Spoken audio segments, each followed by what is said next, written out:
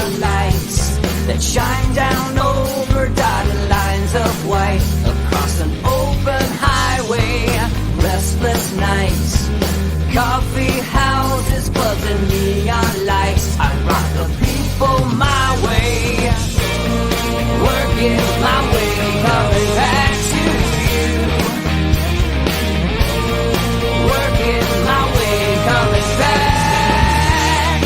Take me home tonight, not wasting any time. Highway 95, engines on overdrive. From town to town, and in between, I see you in the morning light.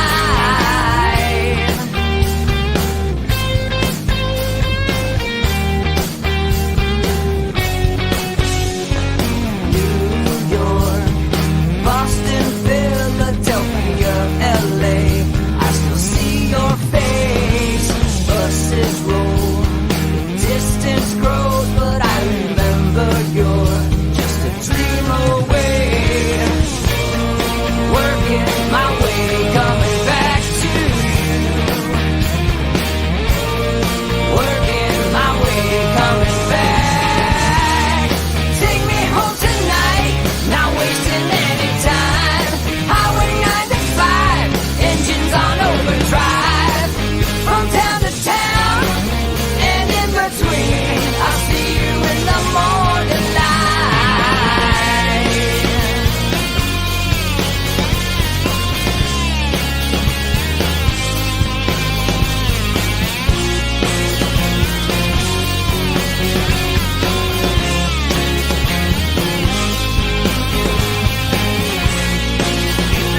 Light on as I drive on, singing our song. Keep the light on as I drive on, singing our song.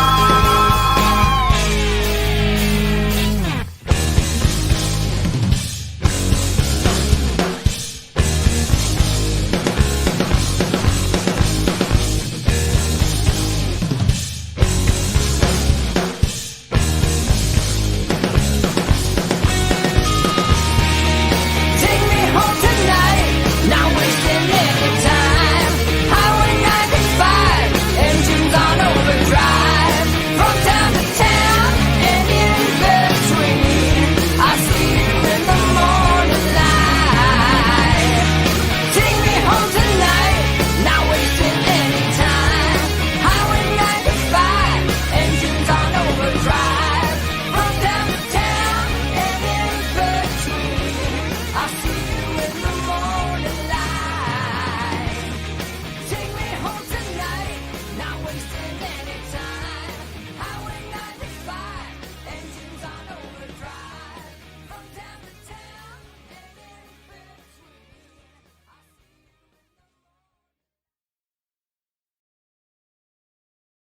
between. Welcome, folks. Welcome to What Are the Odds with Barnes and Baris. Barnes will be joining us here real soon. So, two things before we start. One, Florida Atlantic University, almost completely identical to our result from Big Data Poll. Trump has a 30-point lead in the state now, which was, or is it 30? I think it is 30.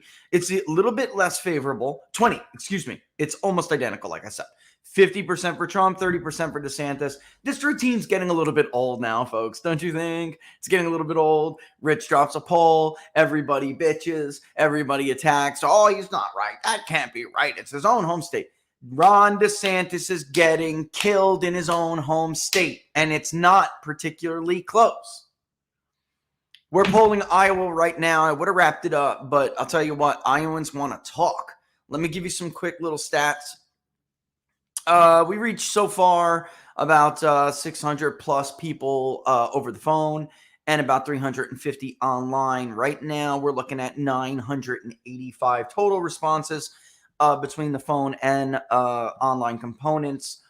Iowans want to talk. They are most definitely sharing their opinions. Our response rate is through the roof. Now, why does it matter? Iowa kept a couple of reasons. Iowa kept their first in the nation spot on the Republican side. Democrats stripped them, and they're pissed. Democrats are very angry when we talk to them about this. They just offered this up. I mean, we didn't even have this as part of the survey, but they just seem to want to offer up their opinion about this. What else? Let's see. Our survey response rate on the phone is significantly higher. Now, we've been doing and experimenting a little bit on how to increase response rates through the phone, whether people are contacted and spoken to live, or they're spoken through a peer-to-peer interview on their cell phone, or if they're given a link on their cell phone, which they can then take. That's still their phone.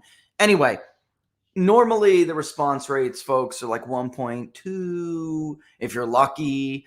We are, and I'll give you a fresh one right now. I'll give you a fresh update right now. Let me just do some math real quick. Well, of course, that would be crazy. I put the wrong number of invitations. And the response rates is how many invitations or how many people did you contact versus how many people actually completed the survey. Because the rule of thumb is you call 10,000 people, and for those 10,000, maybe you'll reach 1,000. And out of those 1,000, maybe 100 will talk to you. So you're looking at what? Roughly one, right? However, and let me get the new number. Let me go to stats. Are you sure you wanted to change it? Discard? Yeah, it's just discard it, whatever. We have called at this point. What is today? The 10th, right? I got to go back to the 8th. There we go. At this point, we have called. Okay. So our response rate right now is like double what is normal, 2.01. That's a very high response rate. This cycle, there's a lot of interest, and that's true. I told you when we polled Texas, the response rate was really high. I mean, 1.8 is for most people is very high. You can look at Robert Cahaley's polls in Trafalgar, and they actually give you the response rate every time. We don't always do that, although we probably should. And yeah, so generally speaking, he's got around 1.2, 1.4. This is excessive, and I think I know what it is. When we reach people and they begin to take the survey, there are always dropouts. They get to a certain point in the survey, they don't want to finish it or something. We're at almost 90% completion rates right now. People want to talk in the state of Iowa. Some quick observations. Another reason why this is important, what we're finding is important, is because Ron DeSantis has spent, and this is something that people have not really brought up, for this fundraising haul that he announced, that the team announced, which I addressed on Twitter. I mean, everyone tries to fudge, how much, or they try to spin their fundraising haul to sound as good as possible, whatever they could out of it. There were a lot of caveats to that number that they raised in an attempt to say no non-incumbent has ever raised as much as us. Well, almost $90 million of that came from a super PAC transfer that was part of his governor's campaign when MAGA still supported him. So a big chunk of that right off the bat, you got to take off, because that's not really him raising money for being president. That was during the time, even after the election, when he was saying, I'm not, running. I'm not a candidate yet, when they were doing this like ridiculous insult dance with the voters and the media. That money came from his presidential campaign. Let's see. Democrats are normally, when we poll a state like Iowa, I would say it's fair to say we talk to more Republicans. Democrats are talking to, like I said, they're pretty mad. We're gonna have, by the time all is said and done, because I'm giving people a chance, we're gonna have probably close to 1,000 responses. I think that's fair. I think that's a good estimate. It is in the raw to moderate, which is normal. We have to wait for region, all 99 counties. We have people all 99 counties. This is a really, really big poll for the state of is a really big poll for the state of Iowa, and I'm pretty stoked about it. Yeah, I know. I'm getting texts from people saying, did you see Florida? Did you see Florida? Did you see Florida? Yeah, I saw it. And Ron DeSantis has spent a lot of that fundraising haul in the state of Iowa. So, what does that mean? If he's going to have one of his better states, it's got to be Iowa. He's put money and time into it. Yeah, the lead in Florida, by the way, head to head is actually 54 points. Trump beats him head to head 54 points in his own home state. So if he doesn't win Iowa, there's nowhere else to go. We've gone through the calendar. New Hampshire, Trump is going to thump him in New Hampshire. There are too many working class people, even in and around Manchester, Concord area. He's going to get stomped in New Hampshire. Then we're going to go to South Carolina. Trump is going to stomp everybody in South Carolina. Where does that leave us then? We go to Super Tuesday. There's Michigan, right? They have a Michigan primary in between there. How does it look like it's going to go in Michigan? Come on, it's Michigan. The same way it's going to go in Pennsylvania and Ohio, where he has a 44-point lead right now. And that's winner take all, by the way. So on March 5th, we have all of these southern states. Trump is above. He's triggering the majority rule threshold, which we're going to talk about more with California when Barnes gets on. But he's triggering majority winner take all rule when it comes to Texas. It's 162 delegates, the second most. It's the state with the second highest number of delegates up for grabs, behind only California at 169. DeSantis needs to get to March 19th to win his own state so he can get winner take all 125 delegates and then try to close that delegate gap, because we just saw Tennessee. Nobody even qualifies in the state of Tennessee, according to their rules, to qualify for delegates right now. They're not polling high enough. Trump will take all of the delegates from Tennessee, which I saw DeSantis people dismiss. Tennessee is the fourth highest delegates from Iowa to Super Tuesday. Tennessee is behind only California, Texas, and North Carolina, which is 78 delegates, 75. 58 delegates, a lot of delegates. It's the fourth highest state up until Super Tuesday. He's got to get to March 19th. And he's got to have a win in Georgia at least on the way. None of this will happen if he doesn't win Iowa. And as of right now, I don't think he's going to crack 20%. I'd be shocked if he cracks 20% in this poll. He's struggling bad. And he's only getting close to there because of some of the older voters that disproportionately participate in one mode. It may get, I don't know. I don't think so. On the cell phone, he's at 18. And Trump is like 50. You know, a little bit, he'll probably be a little bit over 50. It's a 30-point lead, 30-plus point lead. That's what I'm looking at right now. Even more damning, and again, this is all raw, so wait until we weight it. All right. We asked people because it's a caucus. And by the way, there's a lot of first-time caucus goers. Let me give you by party real quick before we move to that other question. Question responses: is this your first caucus? Have you ever attended an Iowa presidential caucus? Yeah, there it is. Let's do it by party, though. Let's look first by Republicans. Or will this be your first? I have attended a caucus. This is among Republicans. Or no, wait. People who want to participate. That's a better way to ask that. We are also, look, it's a closed caucus, meaning only party members can participate in the caucus. However, you may notice 16 and 20 entrance polls to Iowa. They'll say no matter what your registration is, generally, what do you consider yourself? In Iowa, on the Republican side, is usually around 80% Republican and around like 18% independent, 2% or independent third party, 2% Democrat, something ballpark. That's roughly ballpark. Then it's usually around 85% conservative, 20% moderate or liberal. So this stuff does matter. But we are instructing people, unlike some of the other caucus polls, we have instructed other people. We instructed people. Oh, it's the mower guy.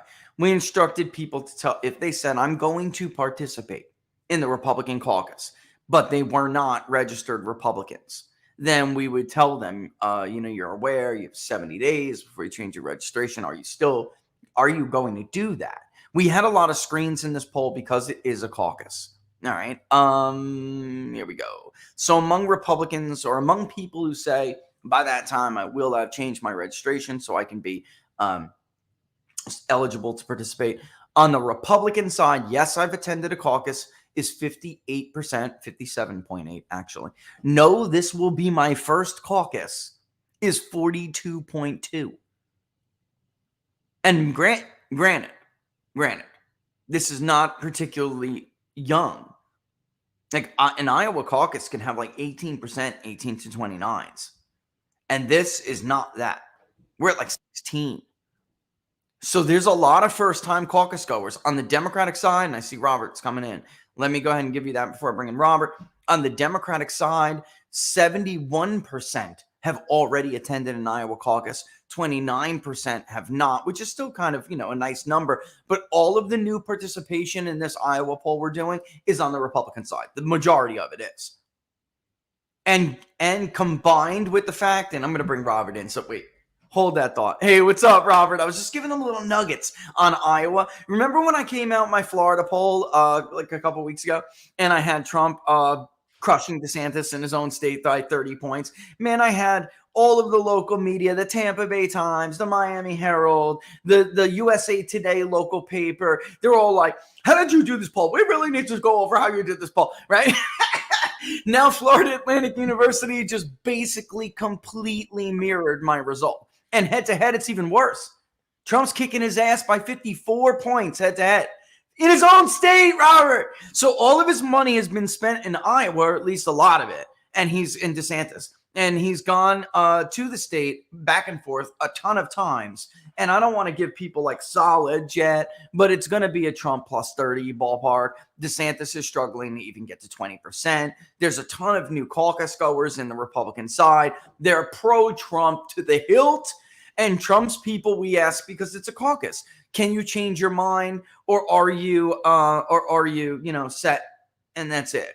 Can you be persuaded while at the caucus? Because after all, that's what a caucus is, right? Where you debate with your neighbors and your friends and your family, and you decide in your community, and you decide whether or not your choice is going to remain your choice. Among people who are going to vote for Trump in the caucus, and hold on, let me get this. A majority, and it's a big majority, I think it's like 60%. There's no chance they will change their mind. No chance. Almost 80% of DeSantis' voters said they can be persuaded to go back to Trump. 80%. 80%. I'll get you the exact number right now. And people are going to see this. It's going to be there. It's going to be up there. The whole world's going to see it. So let me get this. Come on. Can you be persuaded? Come on. Here we go. Load up. It's doing its thing. I can be persuaded. Okay, it came down a little bit. It's 76.1% of Ron DeSantis' voters said that they can be persuaded to change their mind. 23.9 said they cannot. And by the way, it's not done yet, Robert, because, dude, as of now, I was saying this before you got on, our response rate is 2.01 on the phone. That's huge. People are really, it's pathetic from 20, 30 years ago, but it's huge now when it's only like 1.2, if you're lucky, 1.45, something like that. The completion rate is like 90%. So once we get someone on the phone, and that includes people who got it to their cell phone, and then they took a peer-to-peer, or they opted for the link, and you know what I mean? So that's a completion rate, 90% through phone modes. When the hell was the last, 90, when was the last time you saw 90% completion rate on the phone mode? Unless it's an exit poll, that's totally different. Pre-election polls are different. Exit polls, we usually get 90% because we already talked to them, Robert, and we already said, oh, do you want to do this? Will you do this? So they were like pre-interviewed. This is not that way normally, 70 to like 80 something is like really is decent, is normal. Jeez, man, Iowans want to talk, brother. What do you make of this? I think it's good context, and for the folks in the audience that wanted us to give some chronological order to the topics we'll be covering today. The top topic, a bonus topic, is the Iowa caucuses and the polling data that Richard has, as well as some history, pertinent history, and why people like Steve Deace, who are from Iowa, are not realizing what's coming. Yeah. Then we'll cover the California GOP delegate controversy, the massive generational voting shift that's occurring, why Trump or bust, who are the Trump or bust voters for 2024, what is RFK's current base of support, and where can he grow that support? What are some economic forecasts? And we'll finish up with a bonus topic of some 2024 election picks, which have already been extraordinarily profitable through this year so far. Thanks in large part to DeSantis bombing and Robert Kennedy overachieving. But we'll have some more picks there at the end. But so that's the chronological topic order we're going to be covering today on What Are the Odds.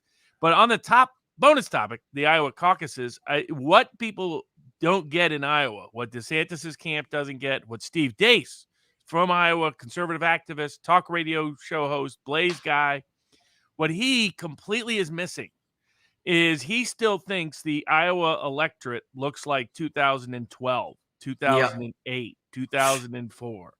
And historically, Iowa media polls have been off on the Republican caucuses. They've been, the Iowa poll is good on Democratic caucuses, but been terrible on Republican. For the very simple reason that since 1988, religious conservatives have overperformed and they have often been as much church-going evangelicals have been as much as a majority of the caucus goers in Iowa, particularly large parts of northwestern Iowa.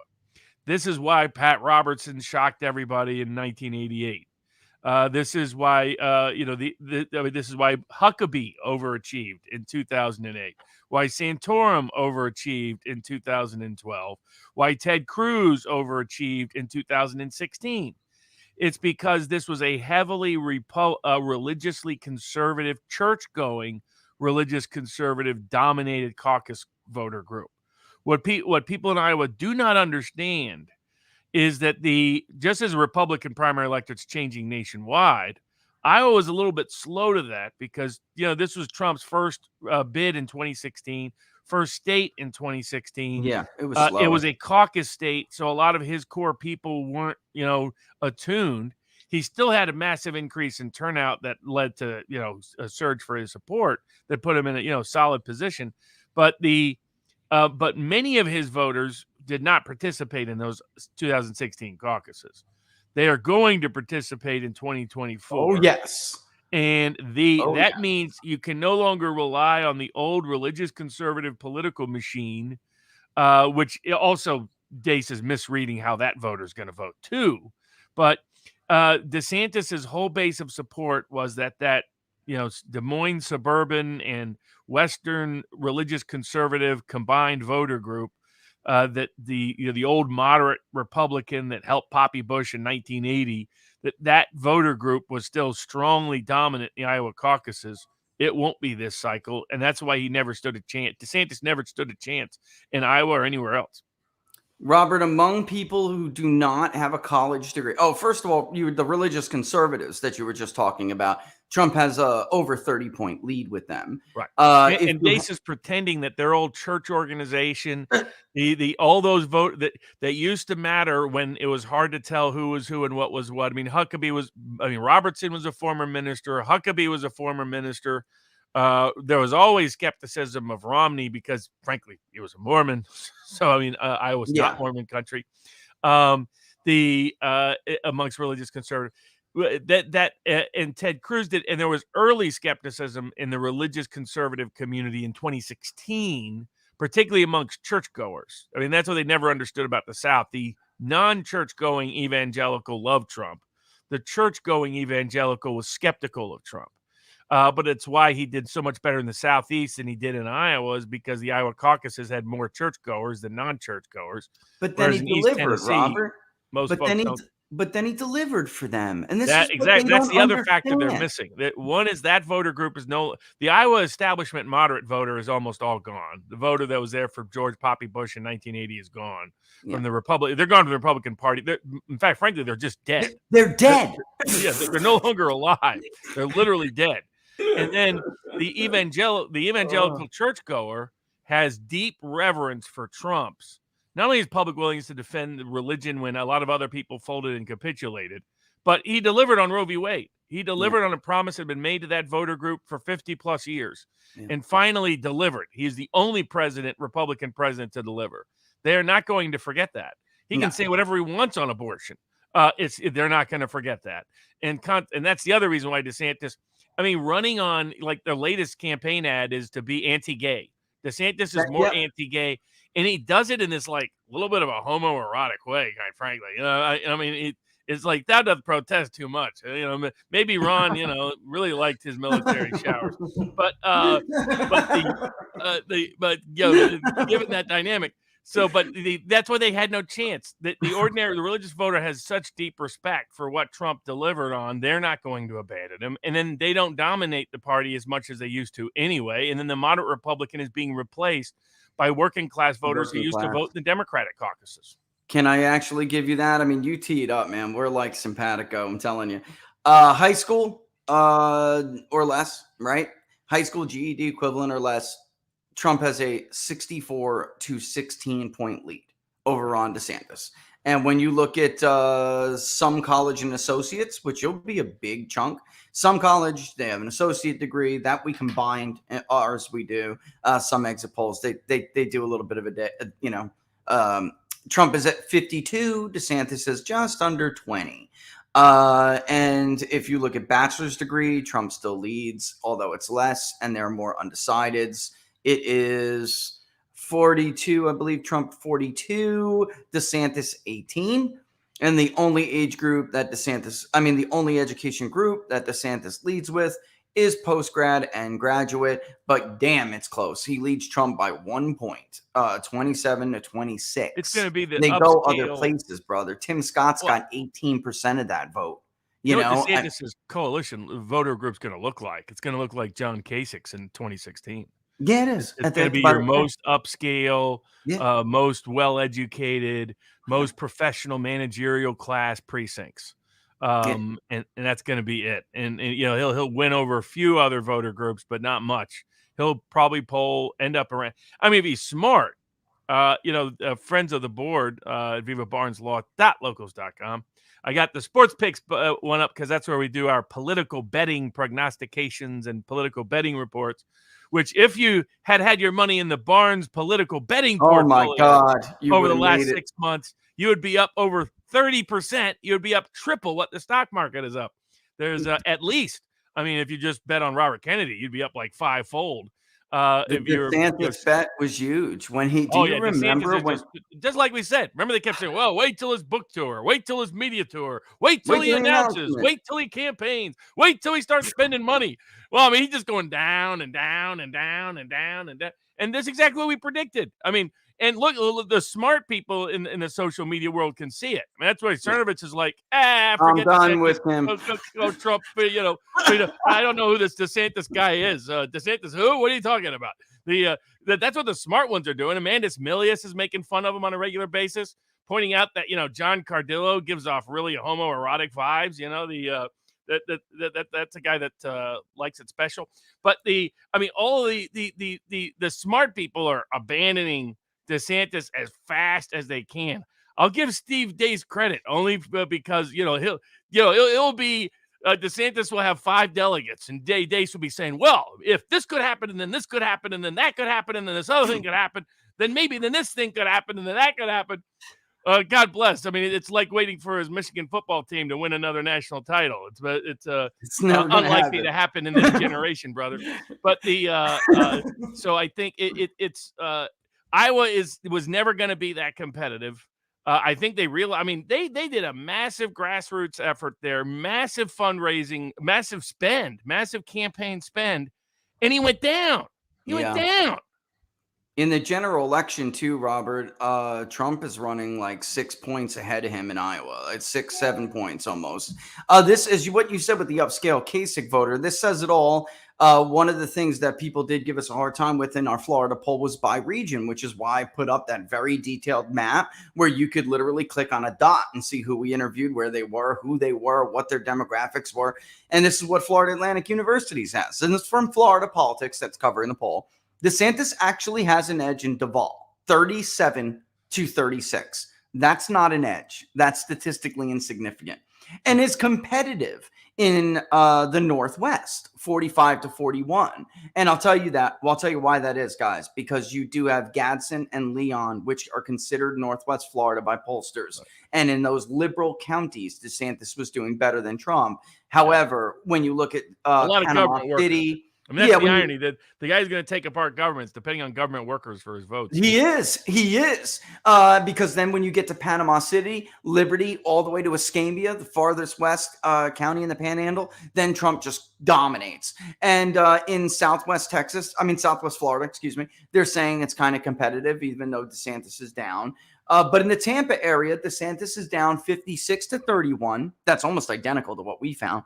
In the Orlando area, 45 to 29. And this is what a lot of people flipped out about because of our Miami-Dade. They're very close to us, but even less favorable to DeSantis. In Miami-Dade, Trump is leading DeSantis 70 to 11. And that gets us to talk about what, we just keep that in mind when we move forward.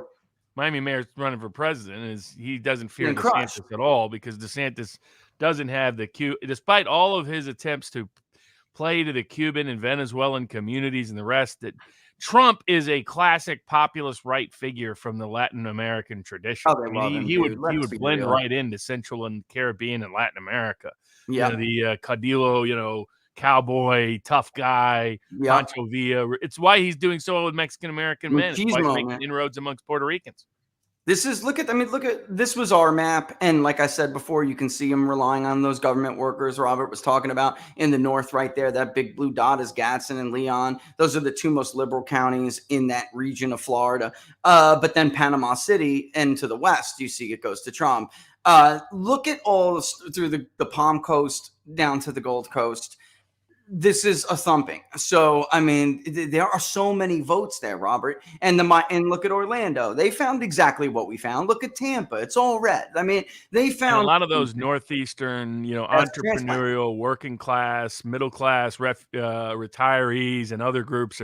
That's just classic Trump country. It's not DeSantis country. It's not going. And at this point, I wonder what some of their interviewers heard from people because when we polled it, it was just turning from, the first time we polled Florida, it was, I like DeSantis, but I don't like him for president. Trump's our man. And then when we did that poll is when it really started. It's a couple of weeks ago. It started to turn in. I hate this guy. I don't even like his ass anymore. He's a plant. It's a kamikaze campaign to his political future in his own state. Killed himself. If he was sane at all, he'd get out. He'd see the writing on the wall, fall on his sword, endorse Trump, celebrate Trump, but his ego is too big to see it. And his wife is killing him, man. Let's be real. She's in Iowa talking about stains on getting her children stains off of early 19th century French wallpaper and Oriental rugs. This is what you think's going to She's been measuring those drapes in the White House for so long. She's got them pre-ordered. She knows what kind they wear, what generation, what century, what country. Got the measurements from Jill. How terrible to wait. She personally fancies herself better than Melania. You know what my wife saw that. She's the person who kept losing out in high school to Melania, right? Melania kept getting the cool guy. She got the nerd pretending to be the cool guy. That's the reality of the difference between the two. Trump is the quarterback who beats up Ron DeSantis in the locker room. You know what I mean? That's just the nature of the animal here, and everybody can see it. And the more they see it, DeSantis looks weaker and more pitiful and more and more unlikable. Yeah. And Trump gets better and stronger. And we said this was going to happen. DeSantis had a gift on the table of a vice presidential bid with Trump. He threw it all away, and now he's got a kamikaze campaign that is killing his political future. Some DeSantis people are saying, well, maybe he can be back on the ticket. Not anymore. Are you kidding? Now Trump is not going to reward him now. Because he's blowing. He keeps blowing. He's killing any future he has because of what he's doing. And Robert, my wife, women have better intuition than men. They do. And my wife, when I went and gave the speech to Hillsdale, and he was the keynote, I was like the third speaker or something right before he went. I was the third to last, I think. our tables were right next to each other. So, of course, everyone's oohing and ahhing over him. And, we were trying to get some serious answers out of him about economic and trade policy. And everyone else was like just fawning, like, oh, how are you such a great governor? It's like, oh, that's a tough one. So my wife, though, because Casey was there, and, they meet 1,000 people and you exchange pleasantries. I'll tell you what, man, Laura turned around. She was pleasant, but she turned right around and she was like, I don't like that bit. she was like, that's a wannabe Jackie O right there. She wants to be Melania. She wants to be Melania and Jackie O. She was like, I don't like her. She fancies herself that person, thinks she always should have been that person. Yep. Actually, it's kind of the personality of an embezzler. The personalities that the psychology of an embezzler is someone who thinks they're overlooked and everyone else gets something that really they should have and that they really deserve it and that they're really entitled to it. What I did not realize about both of them is I thought they were smarter pragmatists than they were easy prey for grifters and others. And it's clear that their egos are so insecure that they were completely susceptible to you can imagine these grifters have been telling him. I mean, some of these polls are so ludicrous. It's probably not as bad as Marquette's latest attempt at misidentifying the Republican electorate in Wisconsin, where they had more people disliking Trump than disliking Mike Pence, which tells you that they're polling. They pulled the wrong pollster group. They are not the standard anymore. That is over. No, they've torched that completely. And they should have stayed away. They've always had trouble polling the Republican electorate in the state, but they should have stayed away from this one because that was the giveaway. But otherwise, the worst polls by far are these complete joke of polls by DeSantis. They're not real. They're utterly unreal. They're unreal in every different place, and they're unreal in obvious ways. So when everybody polling shows Trump doing better than DeSantis against Biden, they'll go right into that state or nationwide in some cases, but usually a particular state, and they'll flip it in ridiculous ways. Trump loses by 8. DeSantis wins by 12 against Biden. Things that are completely fake. It's like you just fake this data. But because you have people willing to write you ridiculous checks to fake data, you're willing to do it. And because the Fox Newses of the world want that to happen, they're not going to call you out for it. So they get away with it. But these fake polls that the DeSantis can't keep circulating is just an embarrassment. These are polling companies that should never get hired again, but precisely because they're lying so much, they're going and bringing in more money for their grifter pals, and those grifter pals will control the gatekeeping for future campaign money. These are the pollsters people will keep getting hired. And this is the polling company. It used to be run by Neil Newhouse, which was the leader of the Unskew the Poll movement in 2012, when basically everyone was pretty much coming to the conclusion Obama would be reelected. It just wouldn't be as big of a margin. And they were like, no, you're all wrong about the electorate. You're all wrong. That's what led. I was promoting those guys because I wanted them to get more popular so my Obama bet could pay off at a better Yeah, your Obama bet. That's right. Listen, you can utilize people like that for your own ends. And I think that happened. I think it is happening. And, at least Steve Cortez, my old buddy Steve, I'm not sure he wanted Politico to run an article about it. And no doubt it got him in hot water. But at least he's being honest. Like, do not say now. It was wait till this, like you said, wait till that, wait till this. You never overpromise and underperform in politics. That is like an amateur knows that, or should at least. No, yeah. But Steve is like, don't say wait to the debates. He's going to kill you in the debates. He's going to kill you. Don't say that. Robert Kennedy, raised, I think, $4 million going into the 3 days before the close. And he's like, hey, if we could raise another $1 million, that would be great. They raise $1 million a day for 3 straight days, almost double their quarterly total, get $3 million in 3 days, 7, 8. And so that looks like a great achievement. He set a reasonable standard to overperform it. Now he's still, because he doesn't have any big donor cash or very limited big donor cash. And I don't know if you saw the various publications are running hit pieces on the donors. Anybody who's a big donor to Robert Kennedy, they're running hit pieces on as a threat to say, you better be careful about donating to one of his super PACs There's one main super PAC. I think it's called American Values. They're trying to starve it of cash by threatening media hit pieces, and you can almost assume the way the Biden administration is acting that there's an implication that the Biden administration will target people that are big donors. Oh my So God! they're trying to make sure he stays starved of cash because, as we'll get into later, he has a lot of growth potential because there's still about a third of the Democratic Party that doesn't know much about him. And of that third, 2/3 are not in the Biden camp, and so that's why they're desperate to keep that cash lid on the Kennedy campaign. And Robert, if they weren't afraid of somebody like Robert Kennedy catching traction, they would not have moved the South Carolina primary before Iowa. And that's why we haven't put up the map for Democrats yet, because it's still like so all over the place. But what we know is that Iowa's not even second, not even. I mean, they have been tossed to the wayside. And there are people who are telling us they're voting for Biden, but are really pissed about this. They don't know that it was like Biden's effort to do it. There's so many Democrats out there for being supposedly educated people and credentialed people. They are friggin' clueless about stuff that is just so like known. You know, I don't know how they don't know this stuff, but they don't. So if Robert Kennedy was smart, he would beat that like a drum, which I'm sure he will and is. You know, it's just that you need money to do it. You know, you need money to do it. But they took that state away because it's not expensive to compete in. Anyone can get in a truck and go to all 99 counties and hold events. And there have been upsets in Iowa in the past. I mean, we've seen, but Obama was a nobody. They referred to that as the miracle in Iowa because they thought they were going to get, everyone thought that Hillary Clinton was going to crush the competition from Iowa on. But because he won Iowa, he got another look. And by the way, he was closing in on her in New Hampshire until she cried. Remember? When people say that there's no such thing as election fraud, Bill Clinton insisted and still insists in private conversation that Obama bust a bunch of people in from Chicago to fill in those caucuses to inflate the Democratic to get his vote there. So, I mean, that tells you why would Clinton accuse someone else of that unless Clinton thinks that sort of thing is commonplace and he himself has done it in the past.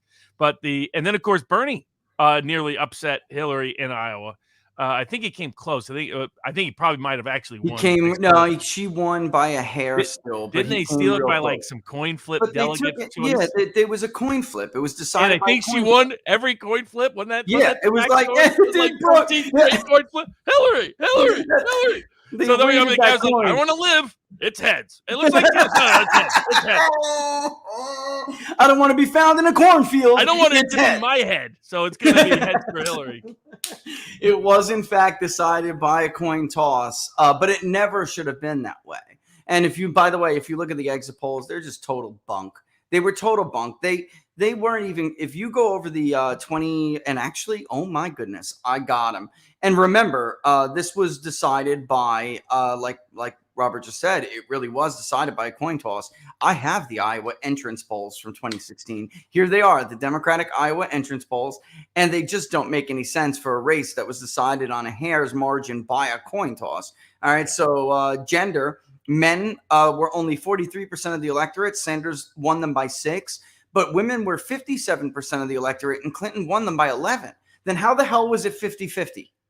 Yeah, exactly. Every category goes like this in the exit polls. They were just running a scam for Hillary, man. They were trying to get this to look good for Hillary, and she just couldn't pull it off. Now, of course, exit polls can be wrong. We all know that, guys, but it doesn't. Some of these exit polls don't make any sense.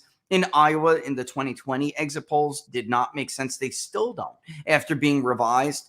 There's Trump had won every single age group against Hillary Clinton in Iowa, yet in 2020, it looks like if you just do, now that we have actual votes, it looks like he did as well again in 2020, but the exit polls don't show that. They show him doing worse with older people and losing younger people. So if that's the case, then how the hell did he perform just as well in Iowa in 2020 than he did in 2016? All right, it is. But, getting into that, what was the second topic you wanted to roll into? Well, speaking of things that don't add up, for those that don't know the background, but also any update on the California GOP delegate controversy? Yes. I did hear for PBL, let me give people a quick background. Laura Loomer had gotten her hands on emails proving something that I had been hearing for a while, which was that Jessica Patterson, who is the head of the GOP, she is Kevin McCarthy's right hand. All right, so don't give me this crap. Kevin doesn't know what's going on. She proposed a rule change to make California 169 delegates go from a hybrid system to a straight proportional system. The RNC rules do say that if you hold your primary before March 15th, then you have to have a proportional allocation. However, Jessica literally edited rules 3.2 and 3.1 and 3.2 out of it. I think she may have left 3.1 in that email, but she left 3.2 out of the email, Robert, which is there's no reason to explain that. For those that don't know, it's allowed people, which almost every state has. You can set 3.1 is minimum thresholds to qualify for delegates, 10, 15, 20% of the vote you must get in order to qualify for delegates. And then rule 3.2 is the majority threshold clause, which is you can also, even though you're before March 15th, you can set a majority threshold rule. So if a candidate hits a majority with either the district delegates by district and/or you have wide latitude to do it at the at-large delegates at the state level, you could do it either way.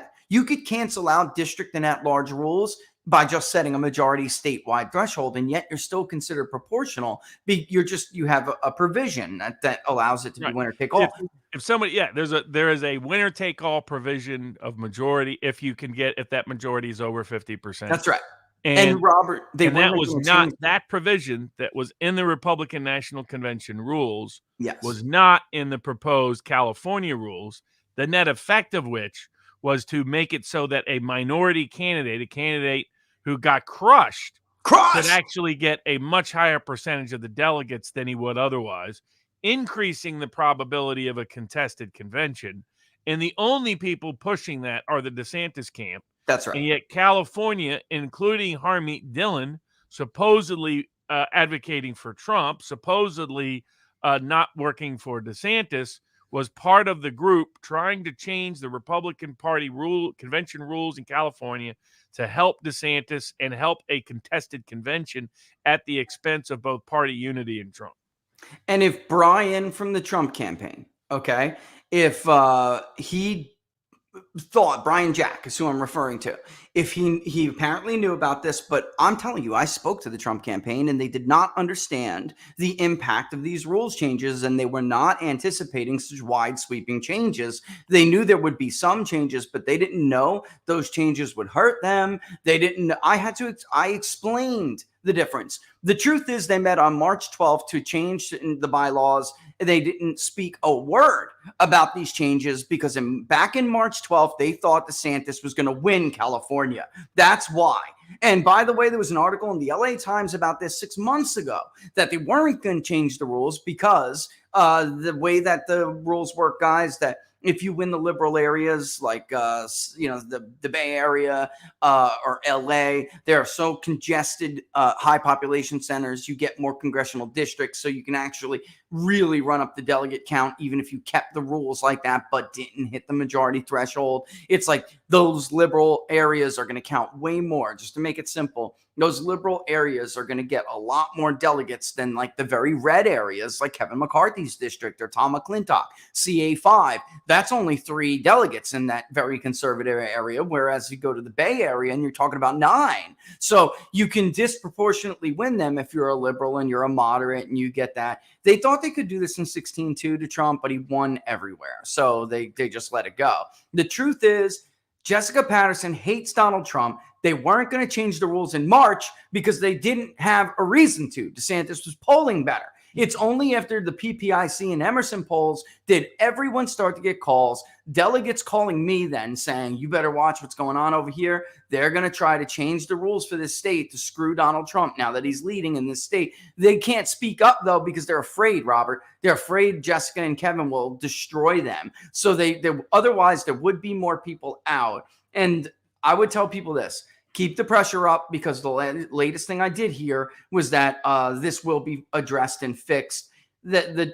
if they don't keep the at-large delegate winner majority provision, then they still could proportionately, get the loser, the second place candidate, a lot more delegates than they honestly should get. But notice Jessica's rule, Robert, was the district delegates were going to remain not proportional like Iowa. They were going to remain the way they were because they thought DeSantis was going to win those liberal districts. And the truth is Trump is ahead everywhere again.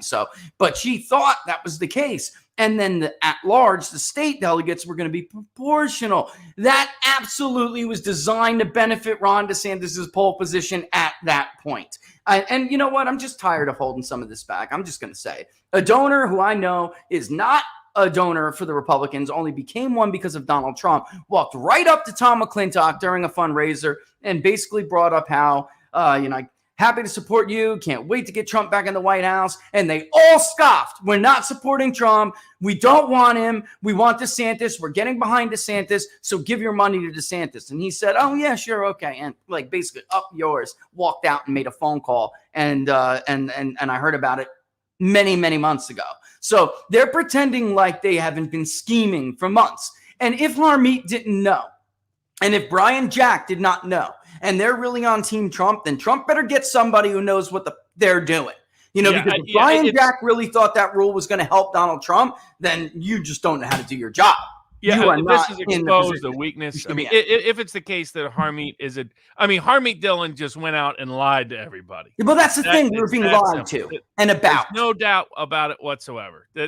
So the people asking, because what Harmeet Dillon goes out there and says, oh, Gavin Newsom changed the rules, and because we changed the rules, we have to impose these changes. Those are twofold lies. Gavin Newsom changed the rules, was it 2017? And Jessica Patterson wanted those rule changes. She's been celebrating them on Twitter for a year. Exactly. A year. That's part one. All that did is say California.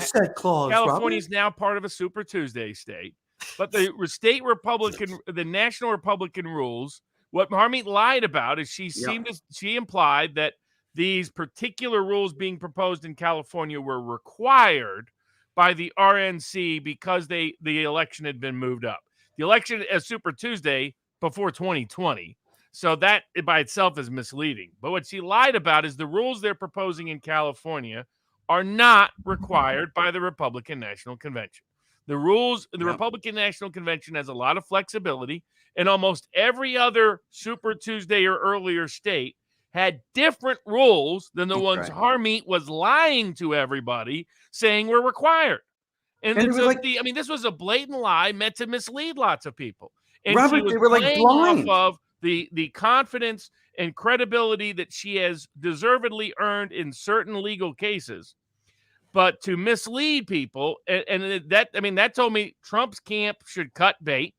They should not be depending and relying upon Harmeet Dillon. She's proven herself untrustworthy and unreliable. And down the road, you can continue to, maybe general election, other things. But, you can't trust someone who tries to first ambush you by changing the rules in favor of DeSantis. Then, I was like, that's one thing. I gave her the benefit of the doubt initially. Me too.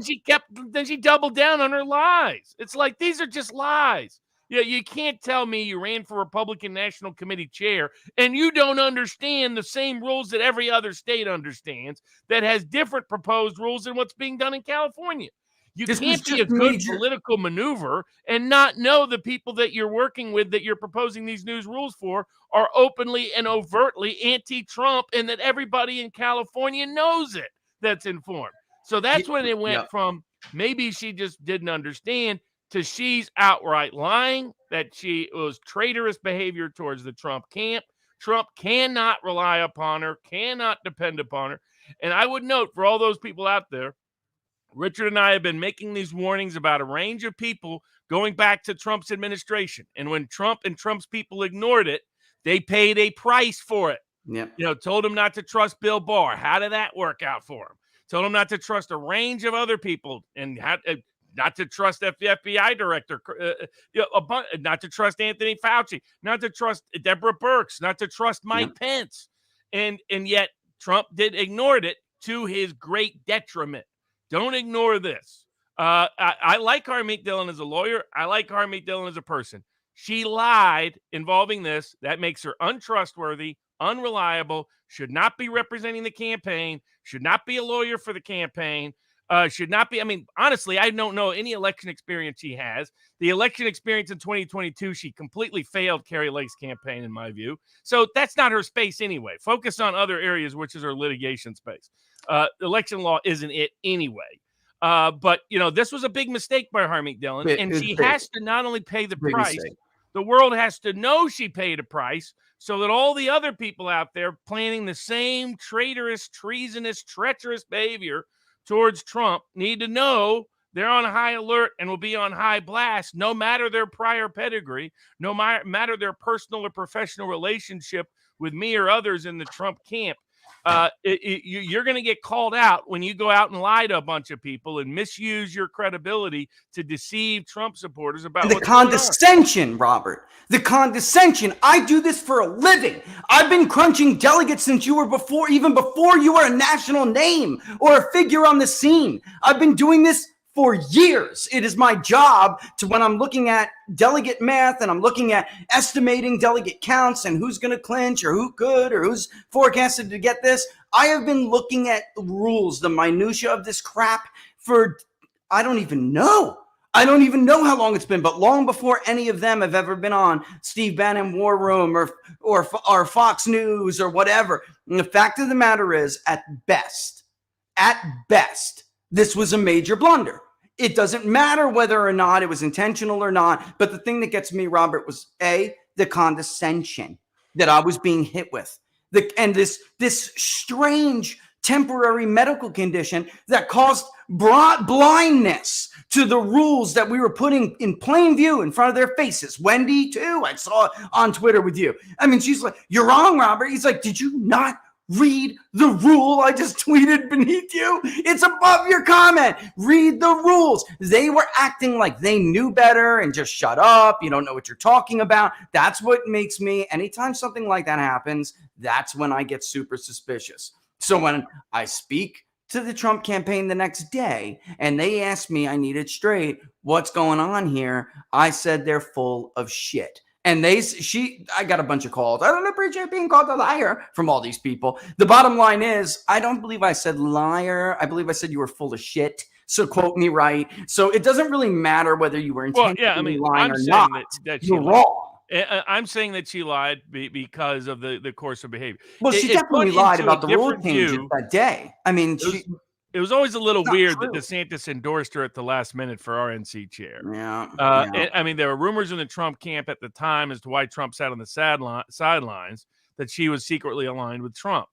And she kind of went AWOL on a lot of election issues in December of 2020 and January of 2021 on the impeachment issues.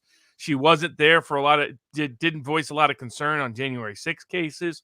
But I mean, given what I know about her political past, it would not at all surprise me. She saw 2016 and Trump as an opportunity to break through where she had really been held back in terms of making headway in the institution. And what people don't know about the Republican Party, state party apparatus, especially frankly, all the states, but in some of those big Southwestern states, Arizona and California especially, you have an old Republican establishment that has been trying to hold back the populist voter base in the state. And, she made some breakthroughs, but she was always compromised. She was always working it's just like her to put her own ambition ahead of loyalty. And that's just a trait you cannot reward because it is a trait that will come back to haunt you. And that's why the Trump camp has no choice in my mind but to cut bait and go a different direction. Don't rely upon her advice as to anything. Don't have her integral to anything. You can maintain good relations, but you can't have her close to any important decision. She's not an election lawyer anyway, so that never even a campaign lawyer anyway, so that never even made any sense. But putting that aside, don't rely on her. Don't trust her. She's proven herself untrustworthy at a key juncture. When she got caught, she lied about it. She doubled down about it. She attacked her accusers in ways that was disingenuous and dishonest. Still hasn't come clean about it. And so, the first step to any kind of meaningful remedy is you got to have contrition and confession before you can have redemption. And she hasn't even done that stage. So this is another sign. This is someone whose ambition is just bigger. Their appetite for ambition is big. She imagined herself attorney general is bigger than her ability to deliver in terms of loyalty and in terms of loyalty to principle or loyalty to the party, even in terms of a unified party is much better than a contested party convention, or loyalty to Trump individually. Yeah, for me, Robert, the bottom line is here. You got to. I know that people don't like seemingly intelligent people. Otherwise, anyway, don't like to admit they were wrong. But the information was so clearly in front of their face for far longer than they pulled back and then did the about face. And from my understanding, as of now, again, from what I heard, it was like, well, months ago, if you were Team Trump, you would have wanted this. And I said, not if you're competent. Not if you're competent. You would have known what you and I have known, which is that this guy's going to sink and you're going to want that winner take all rule. If you didn't see that coming, then you're not good at your job. It's that simple. It was so plain for everybody to see. And, the bottom line is the condescension thing pisses me off, man. Well, just the way it was handled tells you a lot. It's like, how do you know LBJ was involved in the Kennedy assassination? Because of the cover-up. Yeah. It's the cover-up shows culpability and complicity in the setup. Yeah. And her willingness to so eagerly leverage her entire credibility with the Trump populist base to cover up what was taking place is what told me, okay. And even when I and other people corrected her, she refused to correct.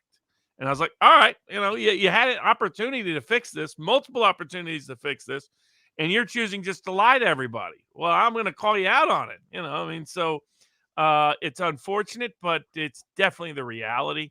And it's the problem it's why DeSantis is in trouble. His ambition got ahead of his intelligence, and that puts you in a precarious position.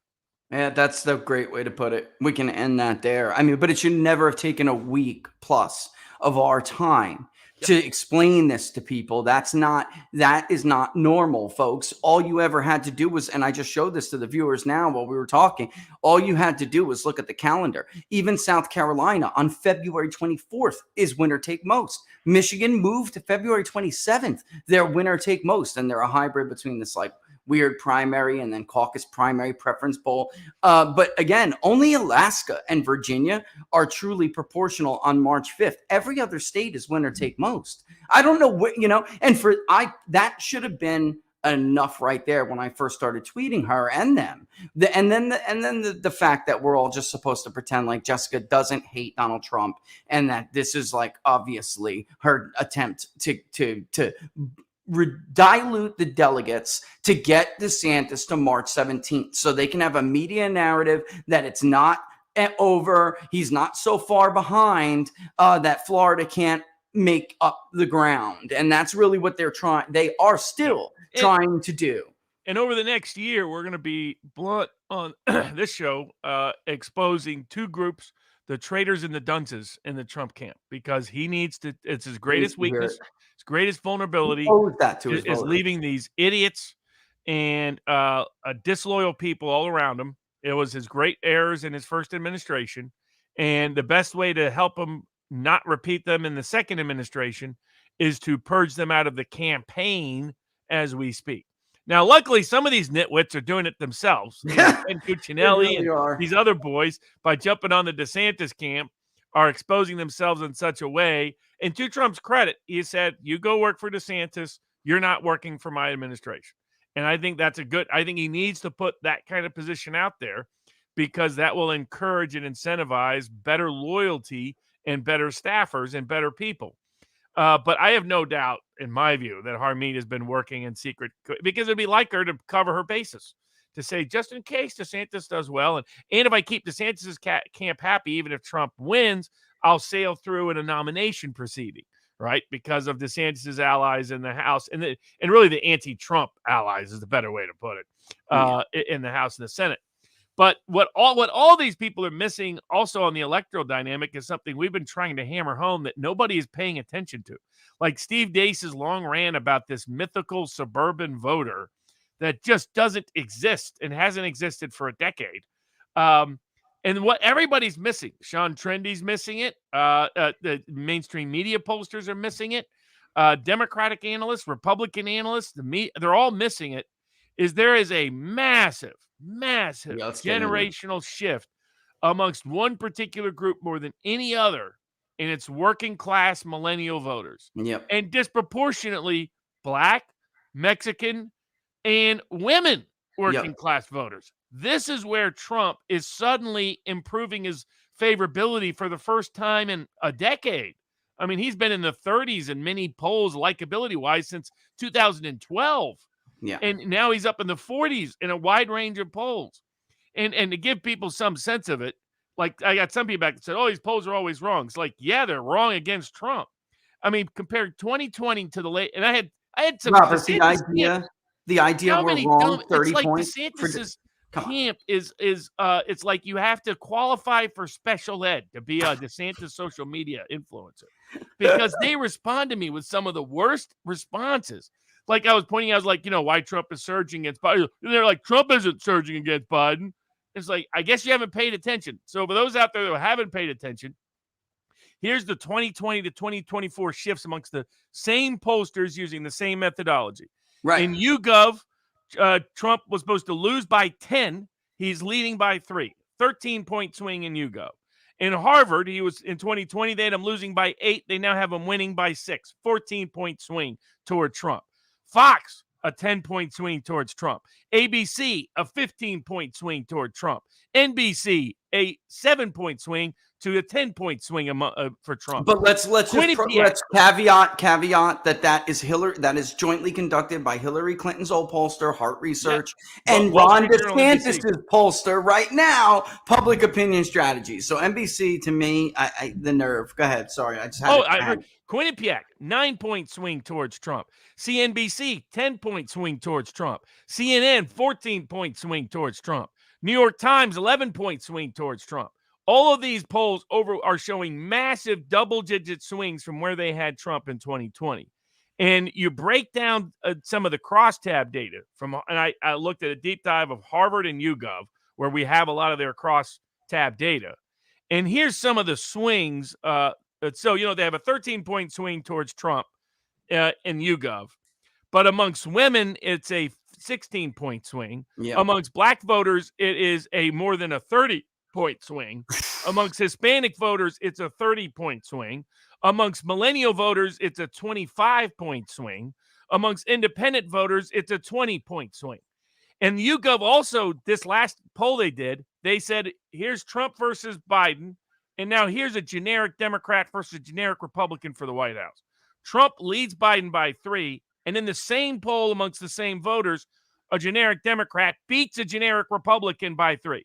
This completely refutes the entire premise that Steve Deace and all these people have, and and Jesse Kelly and the rest for the DeSantis camp. They're just completely wrong, because they have a mythical voter that doesn't even exist anymore. Most of them are, frankly, just, as we were mentioning, the old George W. Bush Iowa voter, literally dead.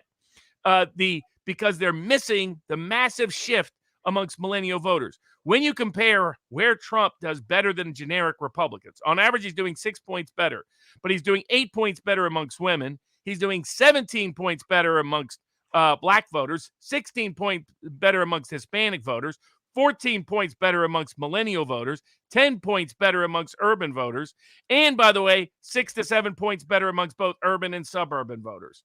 So what all of these people are missing is similar. Harvard, you look at the net favorable rating, and if you look at the net intensity rating, Trump's net intensity rating, as you've been noting, has been mostly underwater throughout his presidency. That's the net very unfavorable versus very favorable.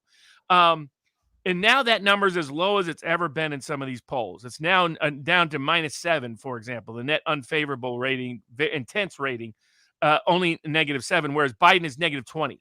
In 2020, Biden was -5, Trump was -19. So you're talking about a swing of 25 points in intensity. And where is that swing taking place? Well, amongst voters under 50, Trump is now net positive in that intensity rating. Amongst Hispanic voters, it's dead even. Amongst Black voters, it went from -60 to -30. I mean, you're seeing all of the swings are intensified. So there's these massive swings in general, but they're overwhelmingly disproportionately in one group: younger Gen Xers, millennials, and older Zoomers, and who are non-college, or a lot of these people have some college or a college at a local small school, because the working class keeps getting more educated, but that doesn't make them any less working class. It's one of the great myths of the Democratic majority analysts and, future majority analysts. They think that it's because people got a college degree that they're liberal, not because of where and when and how few people got that degree in the past. But putting that aside, it's overwhelming these working class millennials under the age of 50 who are swinging by 20 to 25 points. And if you look at, say, Black, independent, working class millennial men, it's maybe 3-4% of the whole electorate, but it's a little bit more in places like Philly and Milwaukee and Detroit and some key cities in the election. You're talking about swings of 40 to 50 points, right? I mean, it's extraordinary. You're talking about people who were reflexively anti-Trump 4 years ago, 8 years ago, especially, who are now pro-Trump. And the issue that's driving it is the economic issues, because what's important is this massive swing is not a partisan realignment. It's not people saying I'm no longer a Democrat. It's not people saying I'm now a Republican, as is reflected in the generic poll testing. It's people saying I'm not with Biden no matter what. And I'd rather be with Trump than with Biden. And for some of them, I want to be with Trump. This is a pro-Trump, anti-Biden, working class, economic-driven movement that everybody is missing. That is why the whole 2024 electorate is totally changed. Which really goes to what we have been shown when we ask people, who did you vote for? Who would you vote for? Now, I've been looking that up because of our conversations about the history of our own polling with these groups.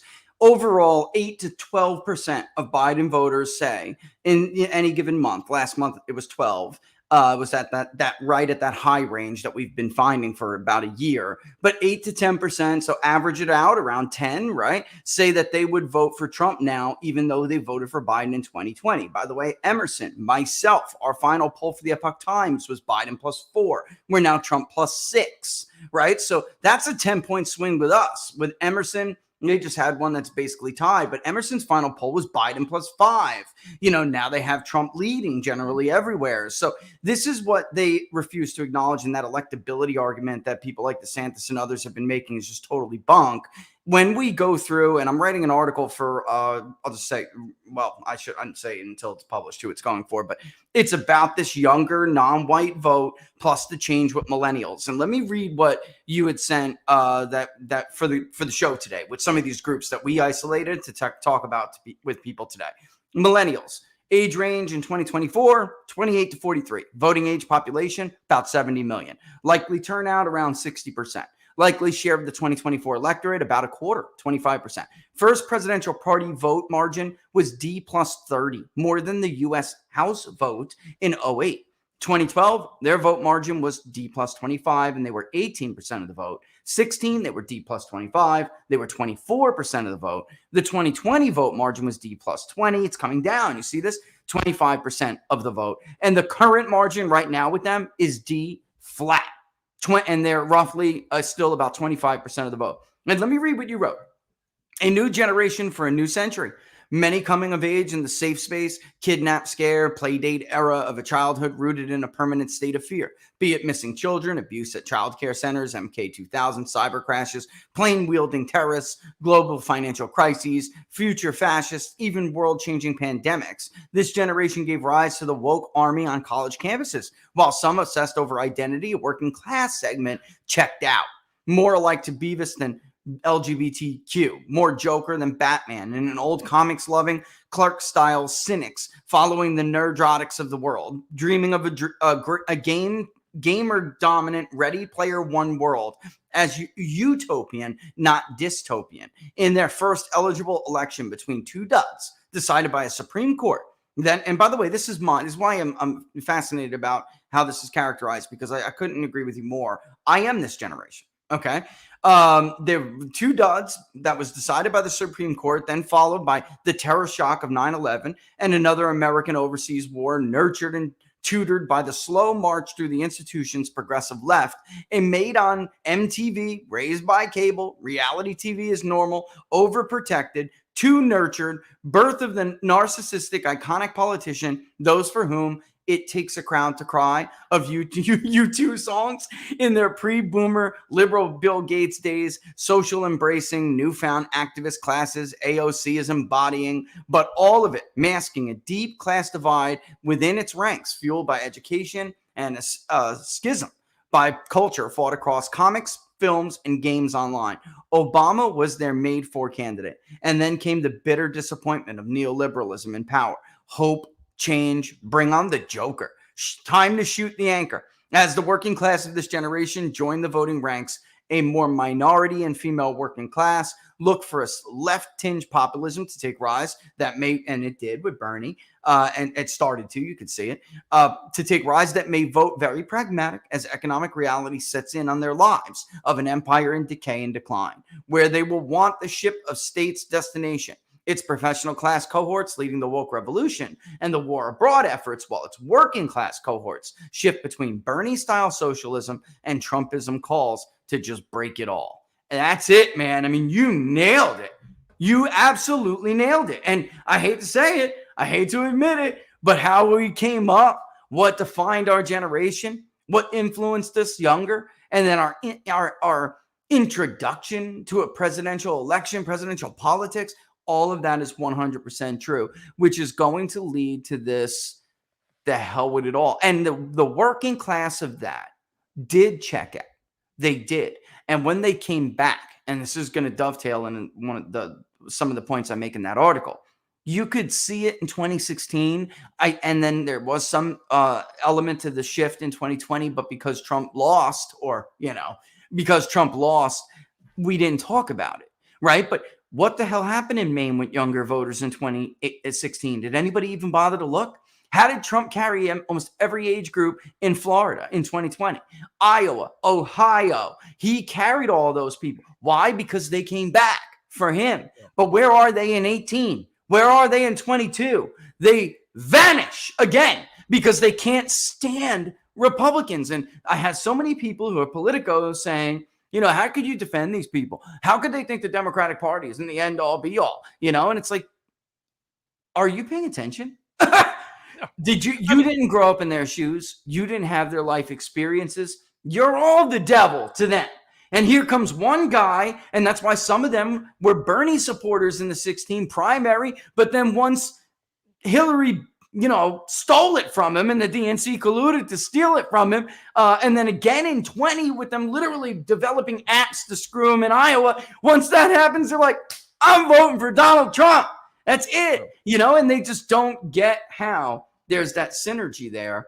And it really is it's part of it being we were kind of, I don't want to say groomed. That's not the right word, but conditioned for the bigger than life candidate and the populism and anger of the system failure, that could really push somebody between a Bernie and a Trump. And that's how you win Michigan, because you need 10,000 votes, folks. He needed those votes that left Bernie. He needed them to win Michigan. Couldn't do it without him, A lot of this generation's introduction on the populist left side, voted for Ralph Nader in 2000. Their introduction to party politics was Bush Gore, and then Bush Kerry, and then Obama McCain. Now Obama excited them, but why did Obama struggle in 2012? They didn't come out in 2012. They stayed home. They're like, this sucks. And then Bernie excited them because it was change, it was radical change, it was dramatic change, it had a populist tinge to it. And then they saw that betrayed. So they splintered between some to Trump, some to independent, some just didn't vote. But then part of that generation bought into all the Instagram-shaped view of Trump, that Trump was like this cartoonish, right-wing, corporate, big money, rich white guy villain from New York, the old, rich power structure almost, to your millennial who's on Instagram and Facebook and Twitter and these other places. And what had happened is by 2020, that had already started a shift amongst large working class components. I mean, I experienced it because I'm in a situation where I have extended family that is, Mexican American, that is African American, that is Asian American, that is working class, along with professional managerial class types. And what I was seeing was the professional managerial class millennial generation was staying very liberal, and that they were replacing their older grandparent generation that was culturally conservative, your Romney kind of voter, your George W. Bush '04 kind of voter, who had now died off. They were replacing him in places like Waukesha County with liberals, and that's why no Republican was winning there. The Supreme, I mean, they were no longer getting the margins they used to get there because that professional class generation is just gone. Right. But the working class segment, and especially if they're, if they had, if they were part Mexican American or part African American, that group more than any other was massively shifting. I mean, I had cousins whose father is Mexican American, all 5 anti-Trump in 2016, 3 of the 5 pro-Trump, and 2 neutral in 2020. I mean, and now all Trump leaning. I mean, it was just and that was just one little sub sample. And this was happening across the board. And that's what they're all missing. It's like they keep obsessing, like Steve Day says, what is that fictional 55-year-old suburbanite, in Montgomery County outside of Philly? What's she going to do? Rather than what's the working class kid and independent black guy under 30 in northern Philadelphia trying to make it run a mechanic shop? What's he going to do? Pat's cheesesteaks. Pat's cheesesteaks. Yeah. Open your eyes. Oh my God. They are totally missing what's taking place. Why Florida's really shifted. It's the Puerto Rican and Cuban working class vote and the millennial working class vote all shifting dramatically. To look at a millennial shift from plus 20 Democrat, again, a group that Democrats thought was going to be plus 30 or more because that's how they started out from their inception.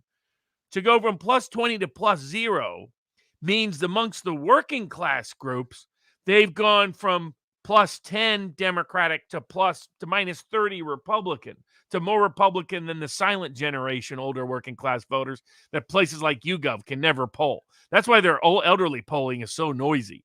It will shift from like Biden up by 5 to Biden down by 20. It's because they have a hard time getting that older, independent, rural, working class, panel, greatest generation, silent generation, older boomer kind of voter to show up in those. They're like, YouGov. What the hell is YouGov? I mean, that's because they're panel. They're a panel. They're a consumer panel, brother. I mean, that's what I've been warning about this since 16. That's where they track consistently is younger voters.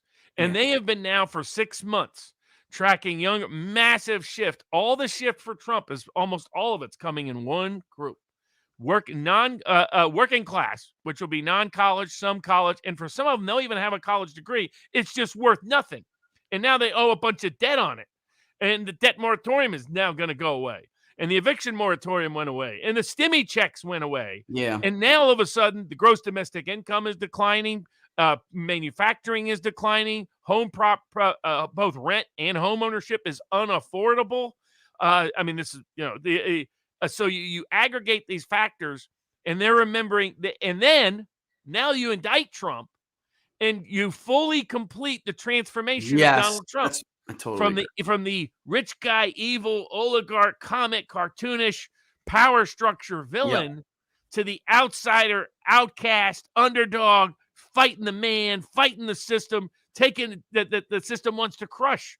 He is now like them. Their fight is now his fight. His fight is now their fight. Yeah. So you put in the economics, the disappointment of neoliberal politics, the war abroad, poverty at home, policy administration of both Obama and Biden, and you remember the peace abroad, prosperity at home Trump administration, and you recast Trump as the outsider, the outcast, the underdog, the fighter, then you have a complete transformation. And it's that base that is why he's doing so much better against Biden in the general election. I mean, there's 2 other groups we'll talk about, the dropout groups, the part of the old Tea Party MAGA coalition that doesn't care about anyone but Trump and doesn't trust anybody but Trump. That's more loyal Republican. And then the portion of what we call the dropouts. These are the disabled, These are the people Yep. unemployed but no longer work. These are the people not who looking. Yeah. Yeah, it's where the labor force participation rate before 28 went from 68, 69% down to 61, 62%. That group, disproportionately in mining, manufacturing America, only cares about Trump. These are also the three groups that will not vote Republican down ballot unless Trump is on the top of the ticket. Yeah. Many times won't even turn out. This is why 2022 went the way it did, why 2018 went the way it did.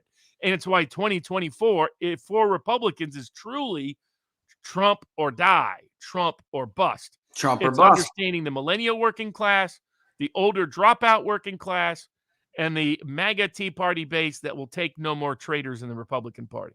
There's twice as many people in Iowa when we do this poll, twice as many people than other candidates, Trump voters, who say, I will not vote if Donald Trump is not the nominee. Twice as many as the other candidates. I mean, it's massive. To me, the question this election really was, of course, they were going to make, and I talked to Cortez about this when he called me, weighing what he wanted to do.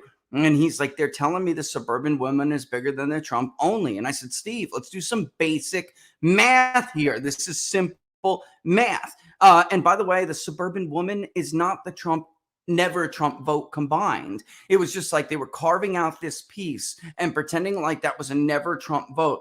That's a vote that's been moving away from Republicans, period. And I'll tell you, I showed him that. Especially as the generational shift occurs. Absolutely. That's where the Steve Daces of the world think there's this stagnant, static voter group. It's constantly changing, constantly evolving, always evolving, and particularly generationally, because the old people die, young people get the vote.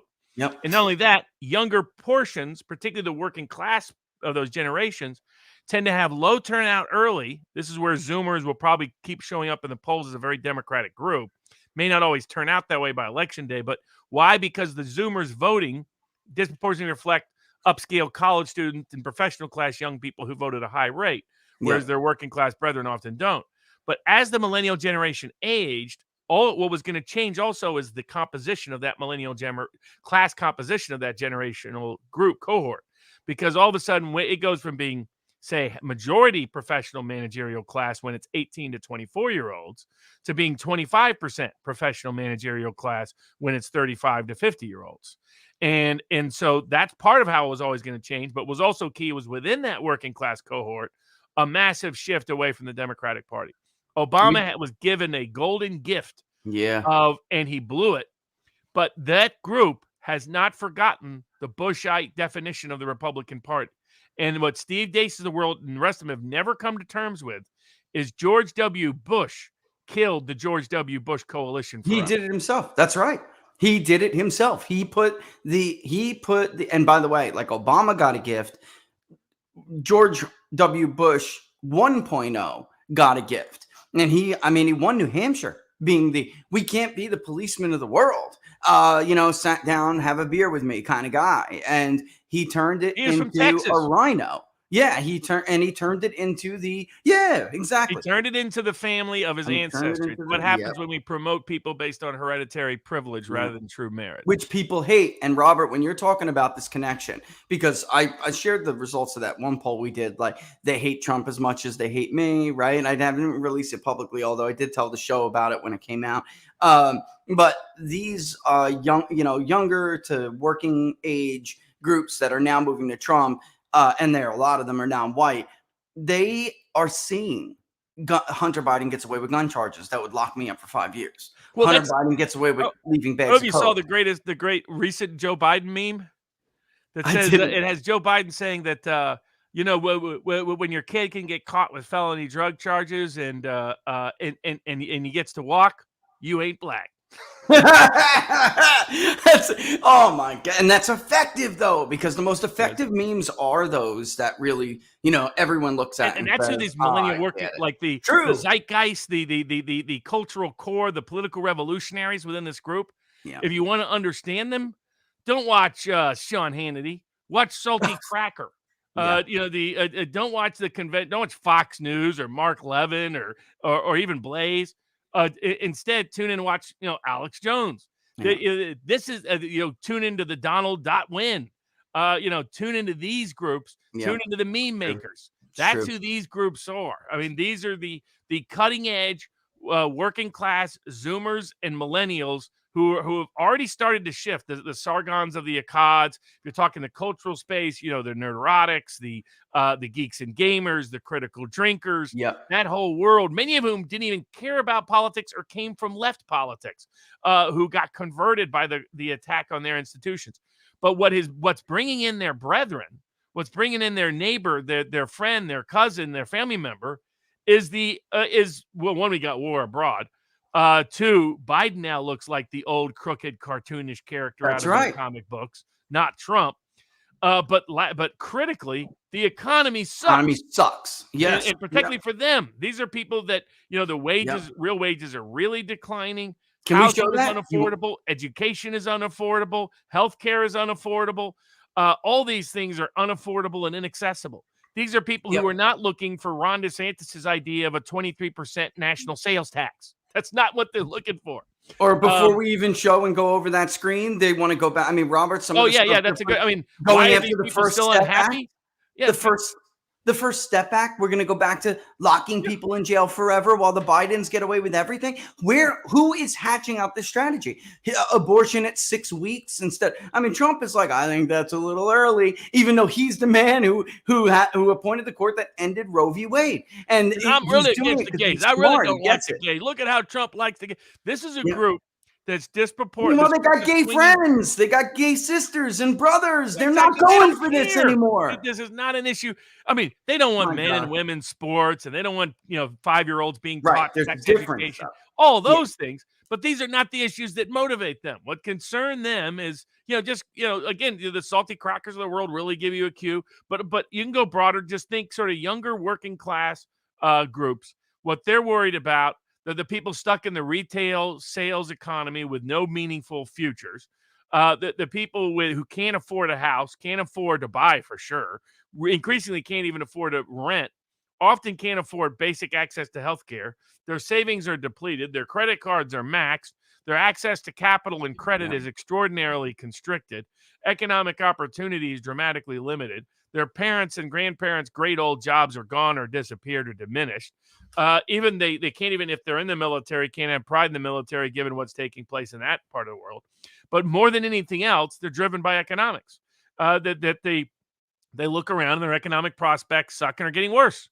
That under Trump, real wages were making real improvements for the first time since before the global financial crisis. I mean, there you see it, like started 2016 and stayed steady. And unlike under Obama when it dipped, at the end of W's term when it dipped, with Trump, it was all positive. And then, you had the issues with COVID, but real wages under Biden have stayed negative. They've just stayed negative now for over a year. And this is where, and this disproportionately hits this group. And it's a group that got temporarily bailed out by student loan moratoriums, stimmy checks, Robinhood stock market investments, and moratoriums on evictions and some rent payments. Now all those moratoriums are disappearing or gone. The stock market is probably 18 months from a serious decline, and their credit card debt is skyrocketing. Their rent cost and housing costs and medical care costs and educational costs are still inaccessible, and their debts are accelerating. And which chart do you want to go for next? Because you hit so much, and as you're saying it, I'm thinking we should show these charts. Because we got so much. You want to stick with the labor market first because this clown act that the labor market is strong, and you sent this graphic. It's a great guy because I every time there's a jobs report, I get into it with somebody on Twitter about the fact this idea we're creating jobs. First of all, we're still recovering jobs. And secondly, those that we are creating, what is dominating job creation blows. All right. These are not. I mean, they're often part-time work. They're So big talk, 500,000 new jobs. You dig into where those new jobs are actually. I mean, here's the thing that should have scared everybody. Manufacturing leads the economy. Manufacturing growing, economy grows. Manufacturing declining, economy declining. And in the latest employment report, 42,000 jobs lost in manufacturing. And you're like, well, where is all the growth? All the growth is coming from leisure and hospitality. These are summer jobs. These are summer camps, summer resorts, summer towns. And if you've seen the travel data, vacations are back to normal. Yep. That's what all of this is. What does that mean? It means in September it's gone. That's what it means. Or by October for sure. So not only are these are not good jobs, if you look at hours, people one of the things that there's a gap between the labor force participation rate, the household study, and other payroll reports. The reason is because often what's happening with these so-called new jobs is it's people working second jobs. Yeah. Their average hourly rating work at a job has actually been declining 5 to 10 hours over the last 2 years. So what you're seeing is people are having to work their lower wages, real wages, after nominal inflation is factored in. And the kind of job, basically, okay, now I get to be a delivery guy in the morning, an Uber driver in the afternoon, and a bartender at night. Yeah. This is not a joyride. And my wages are declining. They can't, and especially for things that are essential to me, food, shelter, healthcare. That's some of the places it's getting the most unavailable, the most inaccessible. And that's why this these is a people group will that's never even own a home, Robert. They'll never own. I mean, they're facing the very real prospect of never being able to afford to own their own home. And look at continuing. We'll the initial claims path first. Okay. Yeah. Under Trump, it was like, I forgot how many, because we tracked it on PBD, how many consecutive weeks that kept hitting new lows or staying at new lows for initial jobless claims, the weekly jobless report, right? So jobless claims report. And this is the path since, the 60s, right? Basically, or no, well, you have 1969, you have the current is obviously in black. But if you look at the continuing and take this into consideration, and we'll go through this, what does this look like to you, Robert? Well, I mean, you have 3 different factors here, which is when does unemployment really peak? Yeah. When does it start to really show up? And it deals with 2 other factors, Yep. which is the inversion rate, the inversion of the treasury. When the bond market says we see trouble coming in the economy, and all of a sudden the 10-year interest rate is lower at paying it off than the 90-day interest rate is, so that your long-term, your 2-year, your 1 year, even your 90-day one starts to be a better rate of return than 10-year. Only reason why that happens is the market is saying we think the economy is about to tank. And what this chart tracks is the fact that unemployment doesn't start to peak until late in that cycle. Yeah. That you don't start to feel the full depth of a recession until long after a recession has started. And so the inversion, the bond inversion, that 2-year to 10-year inversion rate, that but particularly when you go T1, you can go to other years. But you look at, and then on the bottom he has the month category. These are, every time it is inverted, we have had a recession afterwards within a year of the inversion since 1969. And so this is tracking each of the recessions that have taken place. And what he pointed out is from the time of inversion to how long does it take for the unemployment rate to peak. Yep. And what it shows here is on average it takes 18 months. Well, Well, lagging jobs for everybody they should know. The employment situation report is a lagging indicator. It's a lagging indicator. Doesn't mean so when people are like, "Oh, jobs so much this month," it doesn't mean shit. The last domino to fall. What this is predicting is that by the average rate, we should start to see unemployment peak in about a year. In other words, June of 2024. And that it will probably, if the global financial crisis is an example, stay bad until 2025. And what does that mean? It means Trump is already surging amongst millennial working class voters because the economy is weak. Just wait. Well, exactly. Wait until it's as bad as it's been since the global financial crisis. And that's going to happen right in the middle of the 2024 election. And let's look at continuing claims too, which generally supports that premise, which is it's going to end up, it shows basically the same thing first here. The index equals 100 on the first month of inversion. Red dot marks the SPX trough. So basically, this shows what we were just talking about, which is given the time. About a year out, it's about a year out. Peak bad. Yeah. and it'll probably stay bad for at least 6 months to a year. And historically, bad quarter 2, quarter 3 in election year has been doomed for an incumbent president. Nobody wins with those kind of numbers. No. Never, it doesn't happen. And then the market's another claim to fame for Biden. But what do you want? The polar bear or the S&P 500? What do you want to do first? Oh, yeah, we can go S&P 500 because the other thing with the S&P 500 is that it usually starts to tank right when the unemployment peaks.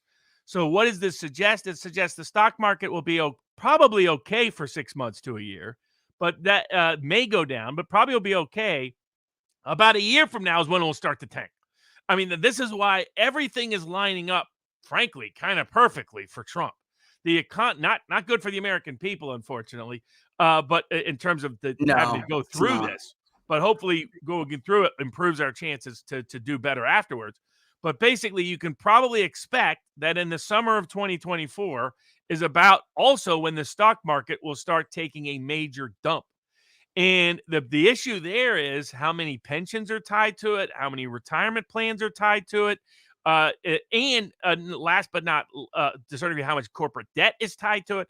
But last but not least, all these millennials, many of whom invested their stimmy checks through Robinhood in meme stocks and other stocks, are also going to probably not only have peak unemployment a year from now, but experiencing their one dream of getting out of Dodge completely collapse a year from now. Yeah, and we have the polar bear market too. Yep. This is what all comes together for me, Robert, is like increasing the likelihood of this Grover Cleveland 2.0 kind of repeat scenario. For people who don't know what I'm talking about, Grover Cleveland was Bourbon Democrat, one of the last of them. And he was, what does that mean? Very much kind of like an America First Republican today, but still, free market with how could I put this? They were free market in the sense that they did not believe in competitive advantages for guilds and others, right? And that was a major issue back then. However, they weren't like laissez-faire, leave it alone kind of thing. But anyway, Grover Cleveland came in, anti-corruption, anti-establishment guy, even though he was the governor of New York. And that's because he ran on that to become the governor of New York. Hated, opposed Tammany Hall, opposed rigging the game for guilds, opposed, machine politics. Anyway, he comes in and the establishment hates him. He does a good job by all accounts, but they wanted free silver and all these other scams. A lot like our politicians today want their scams and their money laundering, and they want, now it's debt today. But anyway, they break it all. And within 2 years, the country is pining. We need Grover back to fix this. And I had said this a while ago that if things go a certain way, he could pull a Grover Cleveland, and it would be the second time only in history to do it. But he could, and it would be a very similar situation where there were a lot of people who didn't like Grover, but he was so good at what he did, and he was right about free silver and so many of the other things that he opposed at the time, that he was the natural person to simply be able to say, I told you so. I told you so. I told you so. And people were looking back and saying things were so much better under Grover. I mean, now there's like rest areas named after him on the Turnpike in Jersey and the Garden State Parkway in New York, whatever. I can't even remember, that because he's from that area. And at that time, he was a savior, Robert. But go ahead. You want to do the polar bear? I just wanted to bring that up. It's just basically everything is pointing towards we're going to hit a recession, but it's going to be a nasty recession. And probably the peak of the impact on that on American voters, and especially the millennial working class, is going to be felt in the heart of the 2024 election. And this is why, especially this is also why DeSantis has no chance. The one place DeSantis doesn't compete with Trump at all is on the economy. It's it's why Trump does so much better against the DeSantis, is because of the combination of these constituencies, but especially millennial working class voters. But it's also where he has a massive advantage over DeSantis in the Republican primary is on the economy. There he's got a 50 to 60 point advantage. And that expands if you look at just working class and other voter groups. Yeah. The economy's a number one issue now, but it's going to be obsessively dominant in the heart of primary season in 2020, the 24. That's where nobody has a chance to beat Trump.